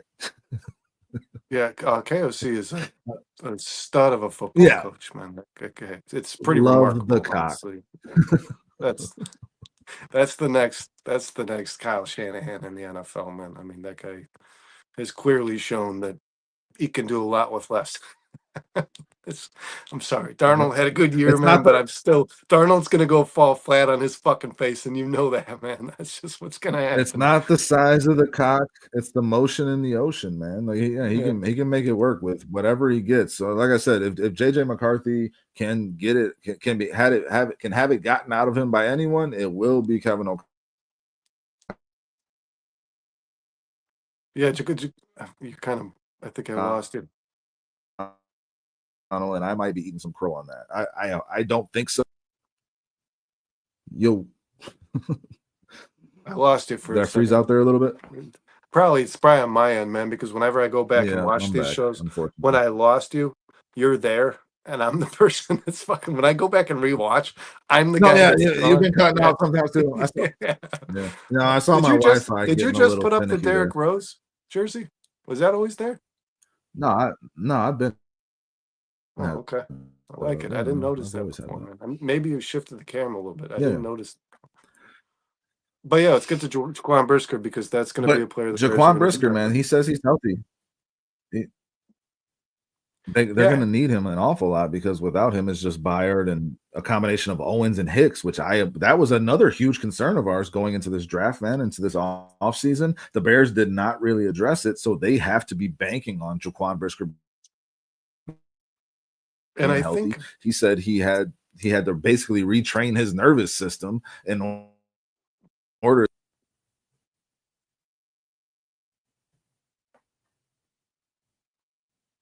Are you there? I'm losing you again. Yeah, that was so fucked up, man. Brandon? Yeah. That stuff that Brisker was talking about, the stuff that he had to go through in the course of the offseason, man, I mean, it was brutal to even hear. It's that concussion shit is no joke. Yeah. I felt brutally bad as he was explaining what his offseason consisted of, man. Dominic, I'm so surprised to hear standing up from Ben Johnson. Brandon, I'm having a tough time with the yeah. So there was 4 players that Ben Johnson noted. Yeah, I didn't know Dominic Robinson. There were 4 players that Ben Johnson noted. Dominic Robinson was one on defense. The other one was Ruben Hippolyte that stood out to him in OTAs.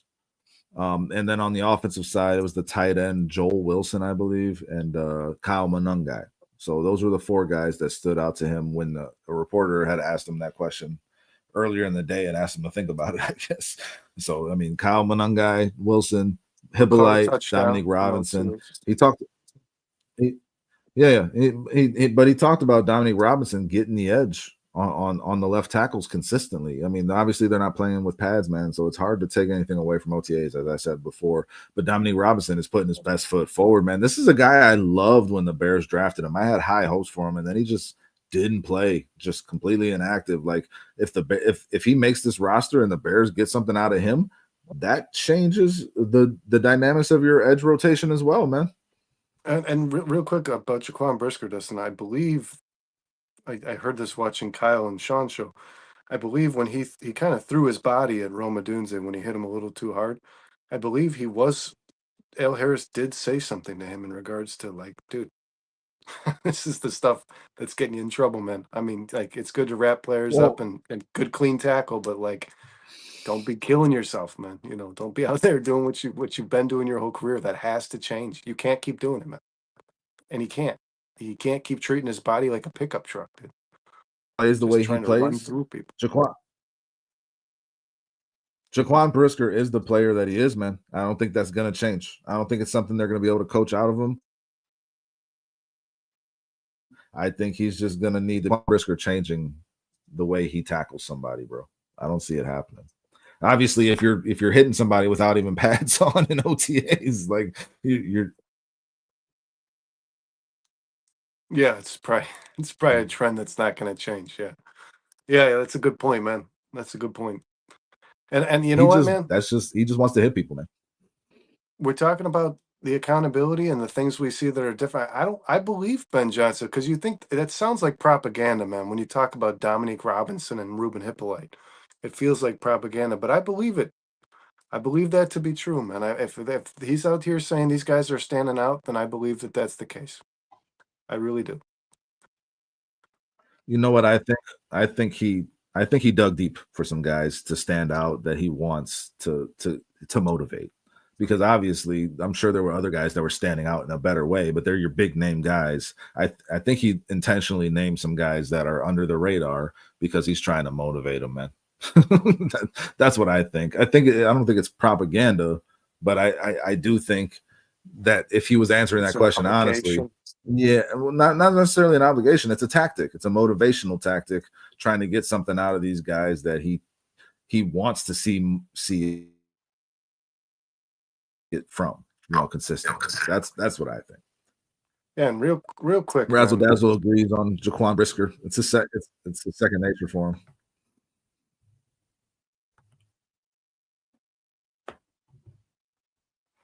Real quick, let me apologize for what's going on here, guys. I don't know where it's coming from. We're having some technical difficulties. I don't know if these guys are just seeing us clean, but No, I don't think so, bro. I think we're cutting in and out pretty consistently. Maybe we should wrap this thing up. We've been going for damn near 2 hours. I don't know if you even heard what I just said because you were cutting out. yeah, I know I heard about your Ben Johnson kind of feels like it's good to point things out, the guys out that you're not going to read, and if they're not going to be writing fucking pieces, and then you're not going to hear Brad Biggs talking about Ruben Hippolyte. I can almost assure you of that, man, because he knows that's not what people want to read. Somebody's hitting the gym. Who's hitting the gym? No, yeah, for sure. Who is that? Who's Bears fan? Phil's going to hit the gym. I Damn, don't is know it what. at one? I mean, 24-hour gym. That's Phil. That's Phil. That's a God bless you, Phil. Just I finished my believe it, beers. man. Dude, that dude Gotta is go to the fucking gym. solid.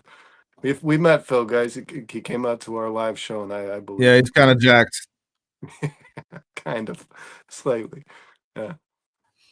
Yeah, I mean, I don't. Dustin, is there anything else that you wanted to? Well, I know you want to Yeah, talk about he's that just NBA he's just finals hitting game. reps. He's just hitting reps. No, I think we should wrap this up with everything going on, man.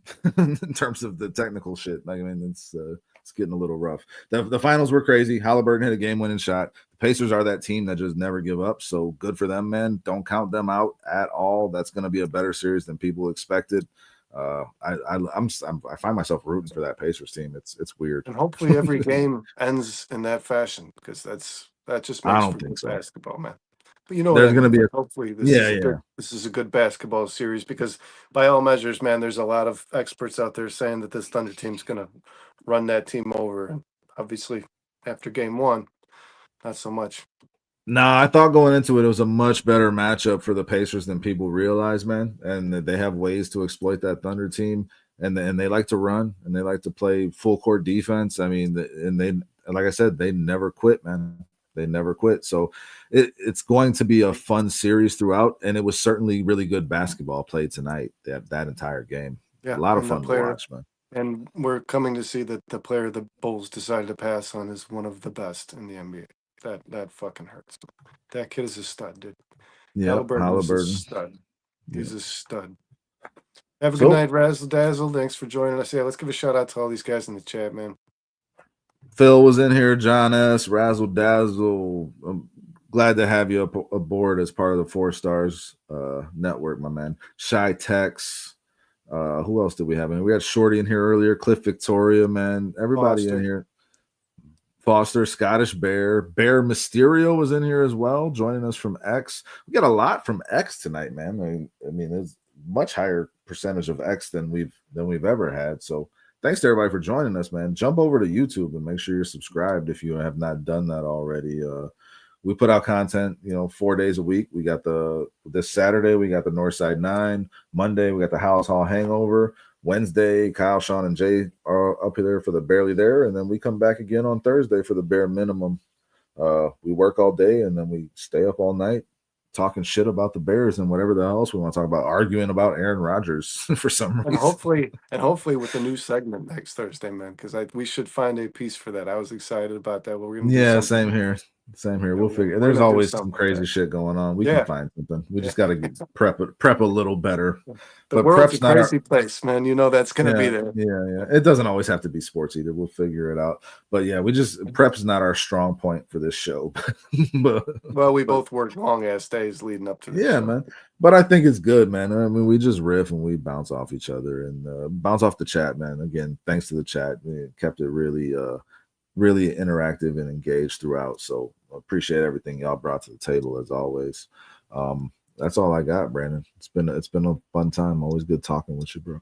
Yeah, for sure, man. And God bless the chat, man. As always, awesome stuff, man. You guys bring the heat every night, and especially at fucking 1 and 2 in the morning, man. It's awesome. Or whatever time it is where Scottish Bear is. Wherever you reside, yeah. Sure. But yeah, Dustin, as always, much obliged, man. I love doing this, and we'll be back again next week, Thursday, 11:30 p.m. for another edition of the Bare Minimum. And on that, Dustin, bear down. This has been the Bare Minimum. Be good. Good night. In its most literal sense. You're welcome. You're welcome.